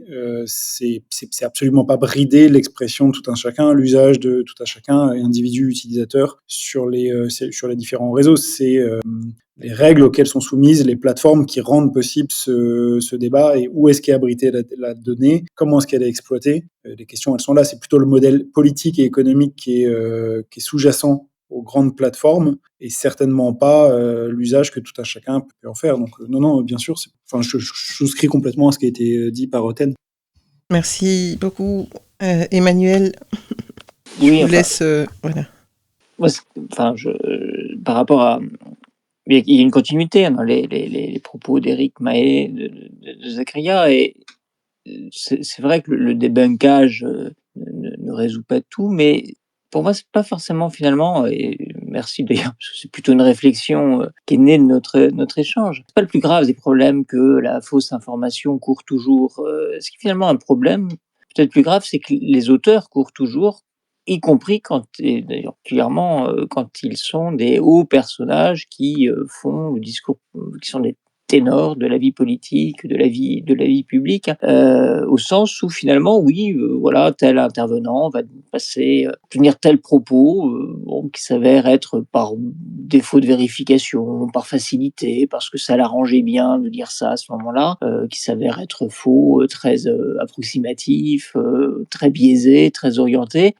C'est assez rapidement débunké, j'ai l'impression, en tout cas moi, d'avoir assez facilement accès à des contenus qui mettent en question, surtout quand c'est démontrable, où ces propos s'appuient beaucoup sur le chiffre, la statistique, les faits, etc. Je trouve que c'est fait assez vite, mais en fait, et après il ne se passe rien, comme si c'était pas grave, quoi, comme si on pouvait continuer son métier, que ça faisait partie des élégances de la vie publique et démocratique et politique, de prendre des distances parfois conscientes avec la vérité. Alors pour moi, ça fait partie des un peu des soft skills de la démocratie. Voilà, il y a les fondamentaux, régis par les textes, l'état de droit, la séparation des pouvoirs, le sort qu'on fait à l'opposition, l'organisation du débat démocratique, la liberté d'expression. Puis il y a, oui, des soft skills, mais qui, comme dans d'autres domaines, sont pas moins importants, et notamment le rapport à la vérité. Je pense que c'est un indicateur avancé de la bonne ou de la mauvaise santé d'une démocratie. Et moi, je serais presque plus préoccupé par l'affaissement éthique que par l'affaissement cognitif, où j'ai l'impression d'être frappé. Ou alors c'est que je vieillis, peut-être tout simplement c'est ça, je vieillis. Alors, le fait que au fond, on tend des micros, on invite, on offre les honneurs des 20 heures à des gens, qui ont occupé des fonctions, mais qui se trouvent être condamnés 1 fois, 2 fois, 3 fois, 4 fois, comme si ça n'avait aucune espèce d'importance. Parfois même, on oublie de le rappeler par la justice. Et au fond, pour moi, il y a un lien entre les deux. C'est-à-dire ce rapport un peu pâteux à la vérité qu'on s'autorise et qui n'est finalement pas tant que ça sanctionné, autrement que dans un très grave déficit de confiance, dont la France a le record en Europe, quasiment le record, demanderait peut-être aussi un réveil en fait de ce milieu des gatekeepers. Il y a une autre porte à tenir qui est celle d'une forme de décence tout simplement dans le rapport à la vérité, parce que ça nous met, me semble-t-il, en danger que d'avoir ces rapports parfois très légers avec quelque chose qui est pourtant d'une grande gravité, parce que ça fonde finalement une forme de contrat démocratique. Bien, merci beaucoup. J'espère que vous avez obtenu quelques réponses en fait aux points que vous avez soulevés, Zacharia Eten. Je suis vraiment bien déçue de ne plus voir notre cher Benoît. Il a évoqué tout à l'heure, par exemple, les messageries, on n'en a absolument pas parlé, et vous inquiétez pas, je ne vais pas relancer le débat là-dessus, puisque nous sommes plutôt à la fin de ce space. On parle souvent des réseaux sociaux, on parle peu en fait de ce qui se passe aussi dans les messageries privées, qui sont certes parfois des bulles, on va dire, d'apaisement, mais c'est également en fait des endroits où se diffusent en fait aussi des informations, et qu'on ne sait absolument pas traiter, et lorsqu'on veut les traiter, généralement, c'est pour effectuer en fait un contrôle. On a vu le débat, je ne sais pas si vous avez suivi certains les débats qui sont actuellement à l'Assemblée nationale. Donc je ne vais pas ouvrir sur ce sujet, mais par contre j'ai eu cette impression en lisant votre tribune tout de même que vous interpelliez peut-être aussi vos pairs d'une certaine manière, des consultants, experts et tous ceux qui aujourd'hui font de l'analyse, pour leur dire en fait changer quelque part un peu de paradigme. Il faut pouvoir en fait analyser les choses différemment, et aussi peut-être à tous nos acteurs de réfléchir également sur ce récit collectif, comment le construire, et peut-être aussi comment engager la jeunesse aussi face aux défis qui nous attend justement vis-à-vis de l'IA, une sorte de plaidoyer quelque part pour les nouvelles générations dans la lutte contre la désinformation et l'influence algorithmique. Emmanuel, Xavier, je vous remercie beaucoup pour le temps que vous nous avez accordé. Merci Fadila. Merci beaucoup pour ces échanges. Et à tous les intervenants. Oui, je pense que bon, c'était intéressant, même s'il y avait justement il y a eu un petit peu de contradiction, mais c'était tout à fait cordial. Et donc c'est toujours agréable. Rapidement sur le sondage, 52,9% considèrent aujourd'hui que l'une des menaces les plus préoccupantes est la guerre cognitive invisible. Donc ça va tout à fait aussi, d'ailleurs, dans votre sens. En tout cas, l'objet de votre tribune. Je rappelle que je vous ai aussi épinglé la tribune si vous ne l'avez pas lue. Elle est instructive. Je vous ai épinglé le livre également de Xavier Bouvet, si vous êtes intéressé par l'Estonie. Merci beaucoup Xavier et Emmanuel. Je ne sais pas si vous souhaitez dire un dernier mot très rapide avant qu'on se quitte. Mon dernier mot serait juste un bout de remerciement, et je voulais dire que voilà, j'étais ravi de l'invitation et de nos discussions. Merci également. Merci à tous, merci beaucoup. Merci Emmanuel, merci Xavier, merci Benoît, que nous avons perdu des raisons techniques. Merci à Phil Comte, Éric Maes, aimable en général, Zacharia Eten également pour votre contribution, et toutes celles et ceux qui ont commenté en ligne. Comment ? Et au Yann Hart. Et au Yann Hart. Merci d'avoir rappelé. Effectivement. Au revoir.